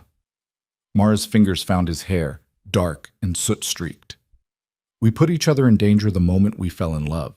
That's not something to apologize for. The doctor cleared her throat meaningfully. As touching as this is, I need to close that wound before you bleed all over my clean floor. Nico straightened, allowing the woman to work while Mara settled into a chair beside him. Across the room, Evan was arguing in low tones with the medic about whether he needed stitches for the gash across his forearm. He did good tonight, Nico said, following Mara's gaze. Saved my life twice. Took out 3 of Father's men without hesitation. You sound surprised. I am. Evan's always been softer, more uncertain. I thought Father would break him eventually, turn him into another mindless soldier. Nico winced as the needle pierced his skin. But tonight, he made choices, real choices, the kind you can't take back. Like you did when you met me? Exactly like that. His eyes found hers, intense despite the pain. We're all choosing sides now, family over empire, love over power. And Father's going to make us pay for those choices. The doctor finished her work, taping gauze over the stitches with brisk efficiency. You'll need antibiotics and rest at least 48 hours before you do anything stupid like starting another war. I'll rest when this is over. Men. The doctor packed up her supplies with the air of someone who'd had this conversation many times before. I'll be upstairs if anyone else decides to bleed on my furniture. She left, taking the younger medic with her, leaving just Nico, Mara, Evan, Victor, and Marco in the basement. The silence stretched taut as Victor pulled up a map on his laptop, spreading it across a table. All right, Victor said. Let's talk strategy. We have approximately 12 hours before the meeting at the Rourke estate. That gives us a very narrow window to plan an approach that doesn't get us all killed. The estate is a fortress, Evan said, moving to study the map. Private security, cameras, motion sensors. Father's probably tripled the guard after tonight's attack. Walking in through the front door is suicide. Then we don't use the front door. Nico joined them at the table, moving stiffly. What about the service entrance? The old estate used to have tunnels for deliveries. Still there, but they're monitored now. Cameras, weight sensors in the floor. Evan traced a finger along the property line.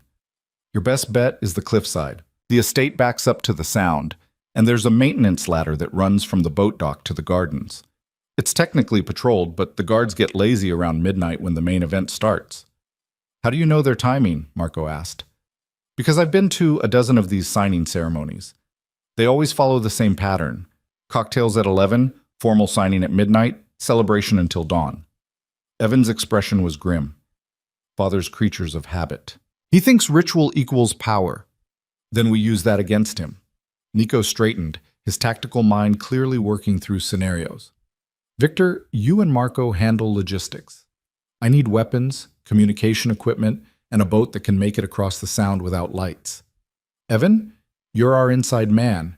You attend the ceremony as planned, act like nothing's wrong. When I give the signal, you create a distraction. What kind of distraction? The kind that makes everyone in that room question Father's authority. Can you do that? Evan nodded slowly. I have some ideas. Good. Mara, Nico turned to her, his expression softening. You stay here, with the doctor, where it's safe. Absolutely not. This isn't negotiable. You're right, it's not. Mara stood, moving to face him directly. I'm not sitting in a basement while you walk into a death trap. If you're going to confront your father, I'm going with you. That's insane. You're 7 months pregnant, which is exactly why I need to be there. Because your father's whole justification for threatening me was that I was a liability. Proof that you'd gone soft, that love made you weak. She pressed a hand to her belly. So let's show him the opposite. Let's show him that this baby, our baby, is the thing that makes you stronger, not weaker. Nico stared at her like she'd grown a second head. You want to use yourself as bait. I want to stand beside you. There's a difference. She's right, Evan said quietly. Everyone turned to look at him. Father's whole power structure is built on the idea that family is weakness, that attachment is vulnerability.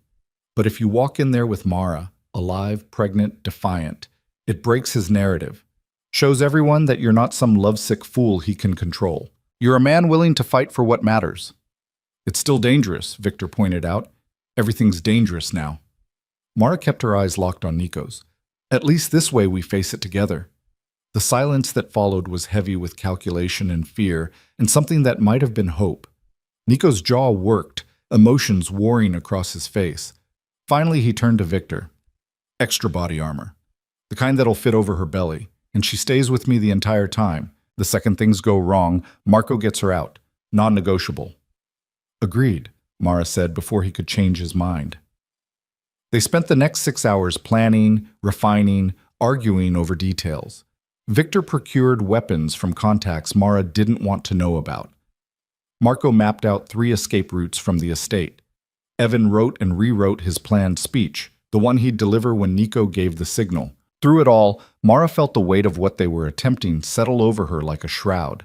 They were about to walk into the heart of enemy territory and challenge a man who'd built an empire on ruthlessness and control. The odds of survival were slim. The odds of success even slimmer. But doing nothing meant living in fear forever. Meant raising their daughter in a world where Nico's father could reach out at any moment and destroy everything they'd built. At least this way, they fought back. The sun was setting when they assembled in the garage. Victor had procured dark tactical gear for everyone, along with the promised body armor for Mara, a lightweight vest designed to protect both her and the baby. Nico helped her into it with gentle hands, his expression unreadable. Last chance to change your mind, he said quietly. Not a chance. Then stay close to me, and if I tell you to run, I'll consider it. She caught his hand, squeezing tight. We're going to survive this, Nico, all of us, including your father. I'm not planning to kill him, just dethrone him. Good. Because our daughter deserves to know her grandfather, even if he is a manipulative bastard. Despite everything, Nico laughed. You're terrifying, you know that? I learned from the best. They loaded into two vehicles, Victor and Marco in the lead SUV, Nico, Mara, and Evan following in a second. The drive to the Hamptons took 90 minutes through evening traffic, each mile bringing them closer to confrontation. Evan spent the trip coaching Nico on what to expect. The Castellanos will be there, Giuseppe and his daughter Maria. They're the real power players. Father needs their shipping routes and political connections. If we can turn them, the whole alliance collapses. How do I turn them?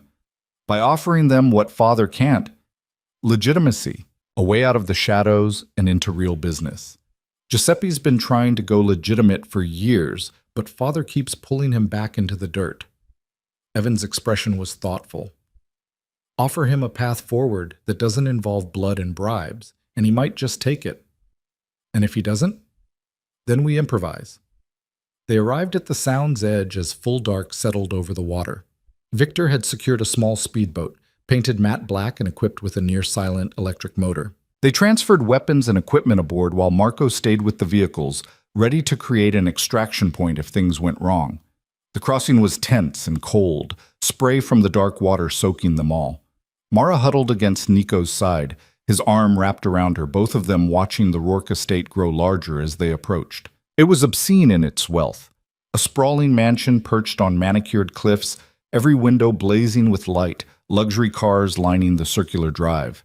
Through the tall windows, Mara could see figures moving, the kind of beautiful people who thought themselves untouchable. They were about to learn differently. Victor cut the motor 50 yards from shore, letting the boat drift silently toward the dock Evan had indicated. The maintenance ladder was exactly where he'd promised, rusted metal rungs climbing the cliff face, barely visible in the darkness. "I'll go first," Victor said. "Nico second with Mara. Evan, you enter through the front like planned. We'll meet you inside." "Be careful," Evan said. "Father's paranoid on good days. Tonight he'll be watching everything." Then we give him something to watch. The climb was a nightmare.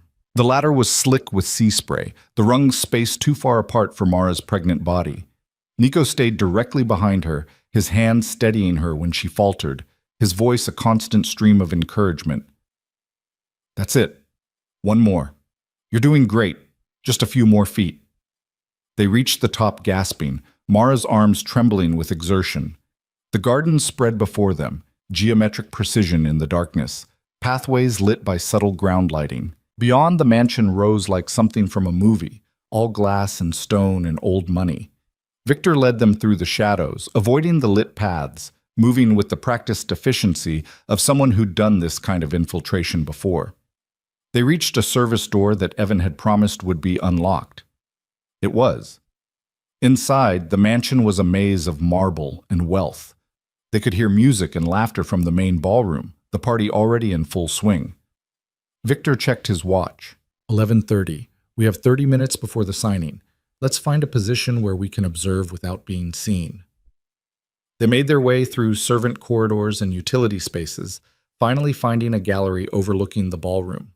From this vantage point, they could see everything, the guests in their designer clothes and million-dollar jewelry, the security positioned at every exit, the raised dais where a signing table had been set with elaborate ceremony. And there, holding court at the center of it all, was Alexander Moreau. Nico's father looked exactly as Mara remembered from photographs, tall and distinguished, his gray hair swept back from a face that could have been carved from ice. He wore authority like other men wore cologne, every gesture calculated for maximum impact. Beside him, the Rourke patriarch laughed at some shared joke. And next to them, an older man Mara assumed was Giuseppe Castellano, flanked by a striking woman in a red dress who must be his daughter, Maria. "There's Evan," Nico murmured, gesturing to where his brother had just entered the ballroom. Evan moved through the crowd with practiced ease, accepting champagne and congratulations, playing his role perfectly. Victor's radio crackled softly.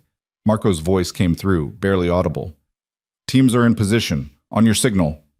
"Copy." Victor turned to Nico. "Ready?" Nico's hand found Mara's, squeezing once. "Let's end this." They descended from the gallery, Victor leading them to a side entrance that would put them directly in the ballroom. As they walked, Mara felt her heart hammering against her ribs, felt the baby's restless movements, felt the weight of what they were about to do settle over her like armor. At the door, Nico paused. Once we step through, there's no going back. Father will see us, and everything accelerates. You're sure about this? I've never been more sure of anything. Then let's show them what real power looks like. Nico pushed open the door and they walked into the ballroom like they owned it. The effect was instantaneous. Conversation died. Heads turned. Someone gasped. The music stumbled to a halt.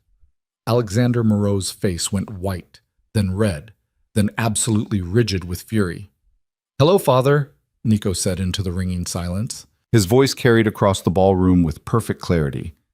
"I hope we're not interrupting anything important." For 3 heartbeats, no one moved. Then Alexander's security started forward, hands reaching for weapons.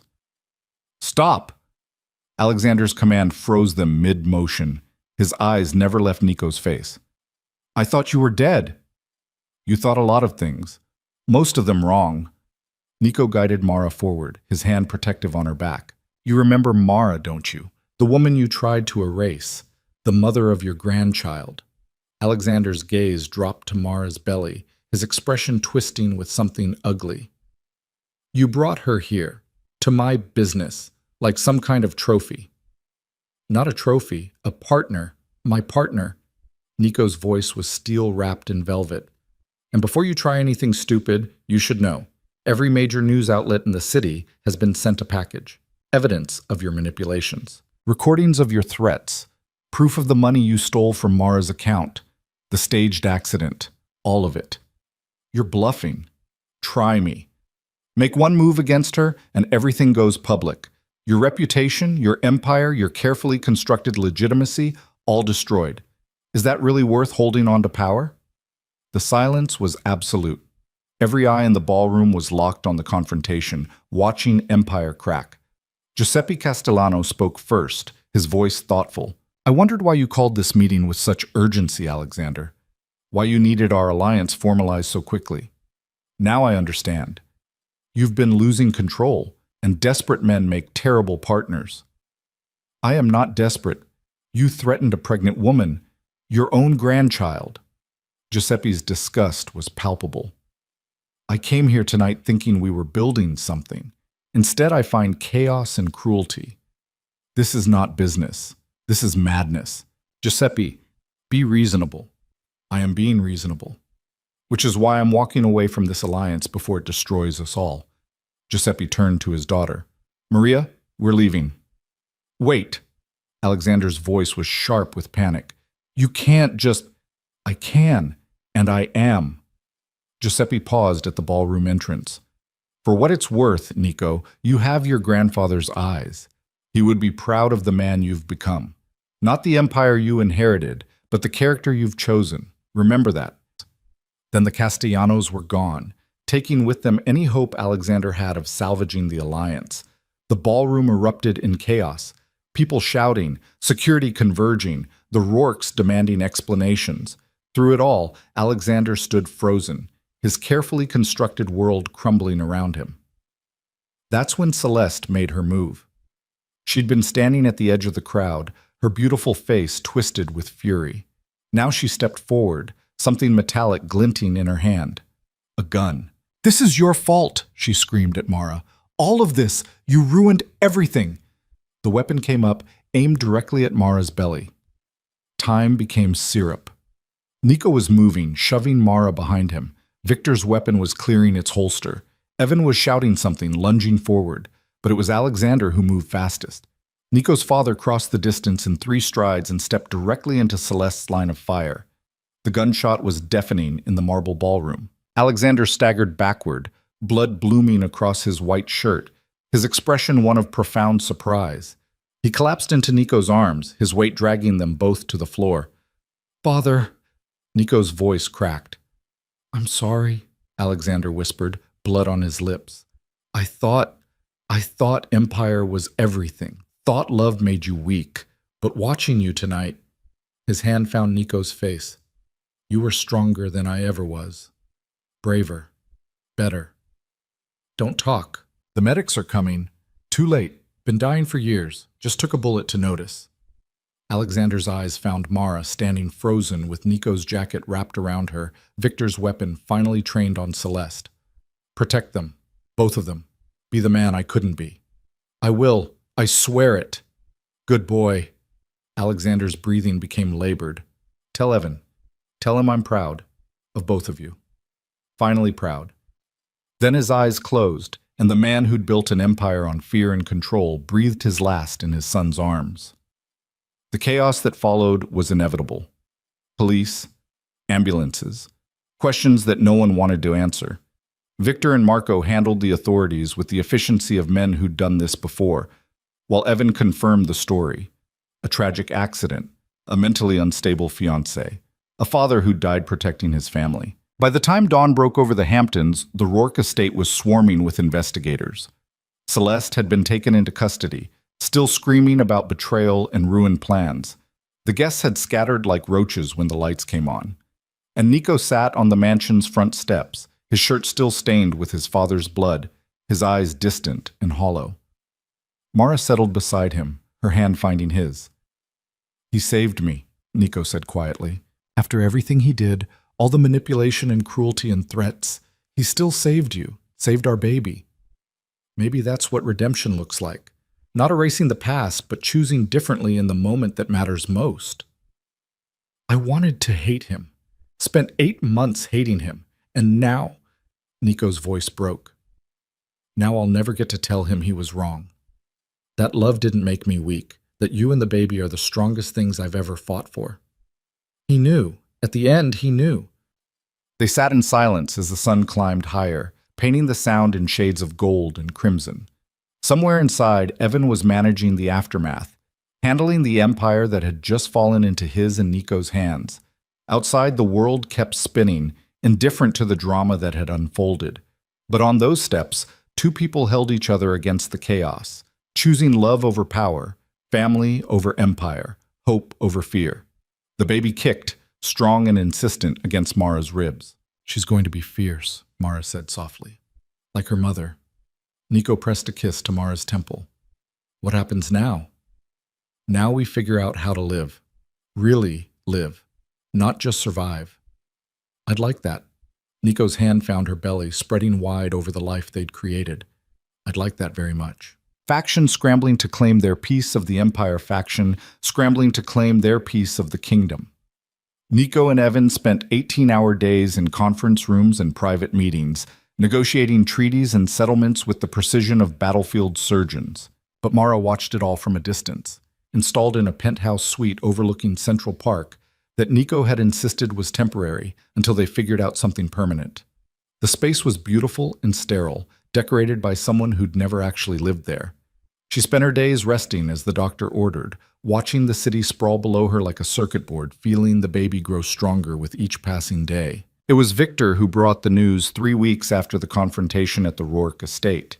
He arrived at the penthouse with his usual efficiency, carrying a tablet and wearing an expression that might have been satisfaction on a less stoic man. Celeste Rourke accepted a plea deal, he told Mara, settling into one of the designer chairs that cost more than her old apartment's yearly rent. 20 years, eligible for parole in 12. Her father disowned her publicly and dissolved the engagement contract. The Rourke family wants nothing to do with this mess. And the evidence against Alexander? Mara asked. The recordings, the threats? Sealed by the court, Nico convinced the prosecutors that making it public would destabilize half the city's infrastructure. The official story is a family tragedy, a father who died protecting his son's pregnant girlfriend from a mentally unstable woman. Clean, simple, mostly true. Is anything about this situation simple? Victor's smile was brief. No, but Nico's good at making complicated things look easy. It's one of his more valuable skills. Mara pressed a hand to her belly, feeling the baby's familiar movements. 8 months now, and every kick reminded her of how close they'd come to losing everything. How is he? Really? Grieving, working too hard, refusing to talk about his feelings like a good morose son. Victor's expression softened slightly. But he asks about you constantly, makes me report on your health 3 times a day, threatened to fire the cook when she made you something you didn't like for dinner. Despite everything, Mara smiled. That sounds like him? He's planning something, won't tell me what. but he's been meeting with architects and contractors, pulling permits for some property renovation. Victor stood, moving toward the door. My advice? Be patient with him. He's trying to build you the life he promised 8 months ago, just taking the long route. After Victor left, Mara stood at the floor-to-ceiling windows, watching the city transform as afternoon became evening. Somewhere out there, Nico was reshaping an empire, making choices about territory and power and the future of his family's legacy. And she was here, waiting, growing heavier with each day, wondering if there was room in his new world for the quiet life they'd once imagined. The answer came 2 days later when Nico appeared at the penthouse door at 7 in the morning, wearing jeans and a smile that made her heart stutter. Get dressed, he said. Comfortable clothes. We're going somewhere. Where? It's a surprise. Trust me? She did. Despite everything, the lies and fear and violence, she trusted him absolutely. They drove north in Nico's personal car, a sleek sedan that handled the highway with predatory grace. Marco followed at a discreet distance in the SUV because Nico still refused to go anywhere without security. But for the first time in weeks, Mara saw him relax, his hands easy on the wheel, his expression almost peaceful. I've been thinking, Nico said as they crossed into Westchester, about what kind of life I want our daughter to have, what kind of father I want to be. And I don't want her growing up in my father's shadow. Don't want her first memories to be of armed guards and business meetings. Don't want her thinking power and fear are the same thing. He glanced at Mara, his eyes vulnerable in a way she rarely saw. I want her to have what I never did. Safety, peace, parents who choose her over empire. That's a beautiful dream. It's more than a dream. Nico turned off the highway onto a winding country road, trees closing in on both sides. I've been working with Evan. We're restructuring everything, selling off the illegal operations, legitimizing the businesses that can be saved, establishing foundations to handle the rest. It's going to take years, but when we're done, the Moreau name won't be synonymous with crime. It'll mean something better. Mara's throat tightened. Your father would hate that. My father died saving you. Maybe that was his way of telling me it's okay to choose differently. Nico's voice was rough with emotion. Maybe that bullet was his apology for all the years he chose wrong. They drove in silence for another 10 minutes before Nico pulled onto a gravel drive that wound through dense woods. And then the trees opened up and Mara's breath caught. The loft stood at the edge of a pristine lake, its brick facade restored to glory, new windows gleaming in the morning sun. The chain-link fence was gone, replaced by landscaped gardens. The demolition notices had been replaced by flowering vines climbing the walls. You rebuilt it, Mara whispered. I'm rebuilding it, still 3 months from finished. Nico parked and came around to help her from the car, his hand steady on her back. But I wanted you to see it. Wanted you to know this is what I've been doing while you've been resting, making real what we dreamed about. He led her inside and the transformation was breathtaking. The rotted floors had been replaced with reclaimed wood. The water damage had been repaired, revealing the beautiful bones of the space, soaring ceilings, exposed brick, those massive windows overlooking the lake. It was still a construction site, but Mara could see the vision beneath the sawdust and scaffolding. 4 bedrooms upstairs, Nico said, guiding her through the space. The master overlooks the water, 2 rooms for children. I thought maybe we'd want more than one eventually, and a guest suite for when Evan visits. He stopped in what would become the kitchen, his expression nervous. What do you think? I think it's perfect. Mara turned in a slow circle, imagining the life they could build here. Morning light through those windows, the baby's laughter echoing off brick walls. A future that didn't involve running or hiding or fear. But Nico, I can't afford. It's not about affording. It's about deserving. He caught her hands, his grip warm and certain. You deserve a home, Mara, a real home. Not a penthouse you're visiting or a safe house you're hiding in. Somewhere that's yours. Ours. What about the empire, your responsibilities in the city? Evan's taking over daily operations. I'll consult, handle the big decisions, but the day-to-day management is his now. He's better at it anyway, more patient, more diplomatic. Nico's smile was self-deprecating. Turns out I'm much better at building things than running them. So I'm going to build this house, a life, a family. Mara's eyes burned with tears she refused to let fall. "You're sure this is what you want?" "I've never been more sure of anything. Except maybe this." He dropped to one knee on the dusty floor, pulling a small box from his pocket. "I know I asked you before, 8 months ago in a different life, and I know everything went wrong. But I'm asking again because I need you to know this isn't obligation or guilt or trying to fix the past. This is me choosing you, choosing us, choosing the future we're going to build together." He opened the box, revealing a ring that was nothing like the ostentatious diamond he'd offered before. This was simpler, more elegant. A single stone set in platinum, surrounded by smaller diamonds that caught the light like water. "Marry me, Mara, not because of the baby or the empire or anything except the fact that I love you more than I thought possible to love another person. Marry me, and let's build something beautiful out of all this wreckage." The tears came then, hot and unstoppable. "Yes, yes, of course, yes." Nico slid the ring onto her finger with shaking hands, then stood and pulled her into his arms, careful of her belly, his face buried in her hair. "I love you," he whispered against her temple. "I love you and our daughter and the life we're going to have. And I swear to you, I will spend the rest of my life making sure you never regret choosing me." "I could never regret you. Never." They stood in the half-finished kitchen, holding each other as dust motes danced in the sunlight and the lake sparkled beyond the windows. Marco waited outside, giving them privacy. The contractors wouldn't arrive for another hour. For this moment, they had the whole world to themselves. Later, Nico showed her the rest of the property. The dock where they could keep a small boat, the clearing where he wanted to build a greenhouse, the garden plot already marked out for vegetables. He talked about his plans like a man describing a religion, each detail carefully considered, each choice made with their daughter in mind. "I want her to know how things grow," he said, gesturing to the garden space. "Want her to understand that beautiful things take time and care, that not everything valuable comes from power or money. You're going to be an amazing father. I'm going to try. That's all I can promise." He pulled her close, his hand finding the swell of her belly. "But I have an excellent teacher. You've been fighting for her since before she existed, teaching me what real strength looks like." The baby kicked against his palm, and Nico's entire face transformed with wonder. "She's getting strong. She takes after her father." Mara covered his hand with hers.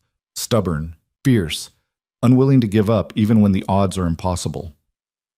Let's hope she gets your compassion too, and your courage, and that thing you do where you make me believe in better futures." They spent the rest of the day at the loft, Nico showing her paint samples and tile options, asking her opinion on every detail. By the time they drove back to the city, Mara's mind was full of possibilities, the life they were going to build, the family they were going to become. The wedding happened 3 weeks later in the gardens of the nearly finished loft, with only 20 people in attendance. Evan served as Nico's best man, his face still carrying shadows from their father's death, but his smile genuine. Victor and Marco stood guard, though their presence felt more ceremonial than necessary. Giuseppe Castellano and his daughter Maria came, a gesture of alliance that meant more than any business contract. Mara wore a simple white dress that accommodated her 9 months pregnant belly, her feet in comfortable flats because heels were impossible now. She'd imagined her wedding day 1,000 times as a girl, always picturing something grand and elaborate. But this, standing in a garden beside a lake with the man she loved and their daughter moving beneath her heart, this was better than any childhood fantasy. The officiant was brief and efficient, understanding that Mara couldn't stand for long periods without her back screaming in protest. They exchanged vows they'd written themselves, promises about choosing each other daily, about building a life that honored love over power, about being the parents their daughter deserved. When Nico kissed her, sealing the promises they'd made, Mara felt something shift in her chest, like a door closing on the woman she'd been, the waitress who'd run in fear, the ghost who'd hidden in condemned buildings, and a new door opening on someone braver, someone who'd walked into a ballroom and challenged an empire, someone who'd chosen love even when it meant danger. The reception was casual and warm, nothing like the elaborate affairs Nico's father would have demanded. They ate food from the local caterer, drank champagne Mara couldn't have but toasted anyway with sparkling cider. Evan made a speech about new beginnings that made several people cry.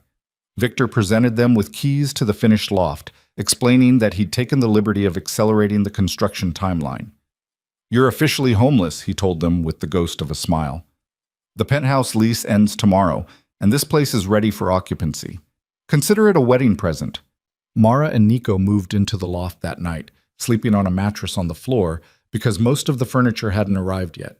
But wrapped in blankets with Nico's arms around her and the baby doing gymnastics against her ribs, Mara felt more at home than she had anywhere in years. "Happy?" Nico asked, his voice soft in the darkness. "Deliriously." "Good, because I have one more surprise." "Nico, you've already given me everything." "Not everything, not yet." He shifted, reaching for something on the floor. When he came back, he was holding a folder. "I've been working with lawyers for weeks on this. It's done now, but I wanted to wait until we were married to give it to you." Mara opened the folder, squinting at the legal documents in the dim light. It took her several minutes to understand what she was reading. When she did, her breath caught. "You're giving me half of everything. Technically, I'm ensuring that legally you already own half. The loft, the legitimate businesses Evan and I are building, the investments and properties, all of it, split equally between us. Because you're not my dependent or my kept woman or some trophy I'm protecting. You're my partner, my equal, and this is me making sure the world knows it." Mara's hand shook as she set the folder aside. "This is millions, tens of millions. It's yours. Was always yours from the moment I fell in love with you. I just needed the lawyers to make it official." Nico's hand found her belly, spreading wide. "And when our daughter is born, she'll inherit from both of us equally. Not just the Moreau empire, but your empire too. Everything we build together." "I don't know what to say." "Say you'll help me figure out what to do with it all. Say you'll be my partner in building something that matters. Say you'll wake up beside me for the next 60 years and help me be better than my father ever was." "Yes, to all of it. Yes." They made love carefully that night, Nico's hands gentle on her transformed body, both of them acutely aware of the life between them. Afterward, Mara lay awake listening to the lake lap against the shore, feeling the baby's restless movements, thinking about the impossible journey that had brought them here. She'd run to protect her child, had staged her death and hidden in shadows, and worked herself sick trying to survive alone. And somehow, impossibly, that choice had led her here, to a man who'd learned to choose love over power, to a home beside still water, to a future that didn't require running. The baby came 2 weeks later, 3 days before her due date. Mara's water broke at 2 in the morning, and suddenly the carefully planned hospital trip became a panicked scramble. Nico drove like a man possessed while Marco followed in the security vehicle, both of them probably breaking a dozen traffic laws. The labor was long and brutal and transformative. 18 hours of pain that rewrote Mara's understanding of strength. Nico stayed with her the entire time, his hand crushed in hers, his voice a constant anchor through the waves of agony. "You're amazing. You're doing so well. Just a little longer. I love you. I love you so much." When their daughter finally arrived at 8:47 p.m., screaming her fury at the world, Mara understood for the first time what people meant when they said love could break you open and remake you. The tiny red-faced creature the nurse placed on her chest was the most terrifying and beautiful thing she'd ever seen. "She's perfect," Nico breathed, his eyes wet. "Look at her. She's absolutely perfect." They named her Elena, after Nico's grandmother who'd been the only soft place in his childhood. Elena Grace Moreau, 7 pounds and 3 ounces of infinite possibility. The first weeks were a blur of sleepless nights and steep learning curves. Mara had read books and taken classes, but nothing prepared her for the reality of keeping another human alive. Elena had opinions about everything: how she liked to be held, when she wanted to eat, the exact temperature of her bathwater. She was demanding and exhausting, and Mara loved her with a ferocity that sometimes frightened her. Nico was a revelation as a father. He changed diapers with the same focused intensity he brought to business negotiations. He walked the floors at 3 a.m. singing off-key lullabies. He stared at Elena like she was a miracle he couldn't quite believe in. His expression transformed into something soft and vulnerable. "I didn't think I could do this," he confessed one night, holding Elena against his chest while she slept. Didn't think I had it in me to be gentle enough, patient enough. You're doing beautifully. I'm terrified I'll mess her up, turn her into something hard and damaged like my father tried to do to me. You won't, because you're choosing differently. Every day, with every decision, you're showing her that love is stronger than fear. Mara reached over to touch Elena's impossibly small hand. She's going to grow up knowing she's cherished. That's the greatest gift you could give her. Evan visited often, bringing gifts and stories from the city. The empire was transforming under his leadership, less focused on territory and control, more invested in legitimate business and community development. He'd established foundations in Alexander's name, funneling money into education and housing initiatives that actually helped people instead of exploiting them. Father would hate it, Evan said, holding Elena with surprising confidence for a man who'd never been around babies. But I think that's the point. We're building something better out of his wreckage, turning the Moreau name into something our children won't have to run from. Any prospects for children of your own? Mara asked. Evan's smile was mysterious. Maybe. There's someone. But I'm taking it slow, learning from my brother's mistakes. No secret engagements to ruthless socialites for me. They laughed, the sound easy and warm, and Mara marveled at how normal this felt. How they'd taken the broken pieces of a crime empire and somehow assembled them into something resembling family. The months passed in a rhythm of small moments and profound transformations. Elena's first smile at 6 weeks, her first laugh at 3 months. The way she tracked Nico with her eyes, already recognizing the man who sang to her and changed her and wore his heart on his sleeve every time he looked at her. Mara returned to writing, something she'd abandoned years ago when survival became her only priority. She started a blog about second chances and building lives from wreckage, keeping the details vague but the emotions honest. To her surprise, people read it. Hundreds, then thousands, then tens of thousands of people who saw their own struggles reflected in her words. You're giving people hope, Nico said, reading over her shoulder one afternoon while Elena napped in her bassinet, showing them that broken things can be rebuilt into something beautiful. Is that what we are? Broken things rebuilt? I think we're something better. We're proof that choosing love over fear can actually work, that you can walk away from violence and power and still build something worth having. By Elena's first birthday, the loft had become a real home. The walls held photographs of their small family, Mara and Nico on their wedding day, Elena's newborn pictures, candid shots of lazy Sunday mornings. The greenhouse Nico had built was full of thriving plants. The garden produced more vegetables than they could eat. They threw a party for Elena's birthday, inviting the small circle of people who'd become their chosen family. Victor brought an elaborate dollhouse he'd built himself. Marco contributed a college fund that would ensure Elena never worried about money. Evan arrived with Maria Castellano on his arm, both of them glowing with the kind of happiness that suggested Evan's mysterious relationship had become something serious. Giuseppe Castellano pulled Nico aside during the party, his expression thoughtful. You've done well. Built something legitimate and good. Your father would be horrified, Nico finished. But that's okay. I'm not building this for him. I'm building it for her. He gestured to where Elena was attempting to eat birthday cake with her entire face. For the life I want her to have. Smart man. And lucky. That woman of yours, she's steel wrapped in grace. Treasure her. Every day. That night, after the guests had gone and Elena was asleep in her crib, Mara and Nico stood on the dock watching moonlight paint silver across the lake. The air was warm with early summer, full of cricket song and the whisper of wind through trees. Do you ever miss it? Mara asked. The power, the empire, being the person everyone feared. Sometimes, Nico admitted, there was a simplicity to that life. Clear rules, obvious victories. But then I look at Elena, or I watch you in the garden, or I wake up beside you in our home, and I remember this is what power actually looks like. Building instead of destroying. Choosing love even when it's harder. Creating something that'll outlast us. We did good, didn't we? We did better than good. We survived. We transformed. We built a life worth living. He pulled her close, his arms warm around her. And we're just getting started. Mara leaned into his embrace, feeling the solid weight of him, the steady beat of his heart. Behind them, the loft glowed with warm light. Inside, their daughter slept safely, dreaming whatever babies dream. Around them, the night was full of possibility. She thought about the waitress she'd been, terrified and running, convinced that survival was the best she could hope for.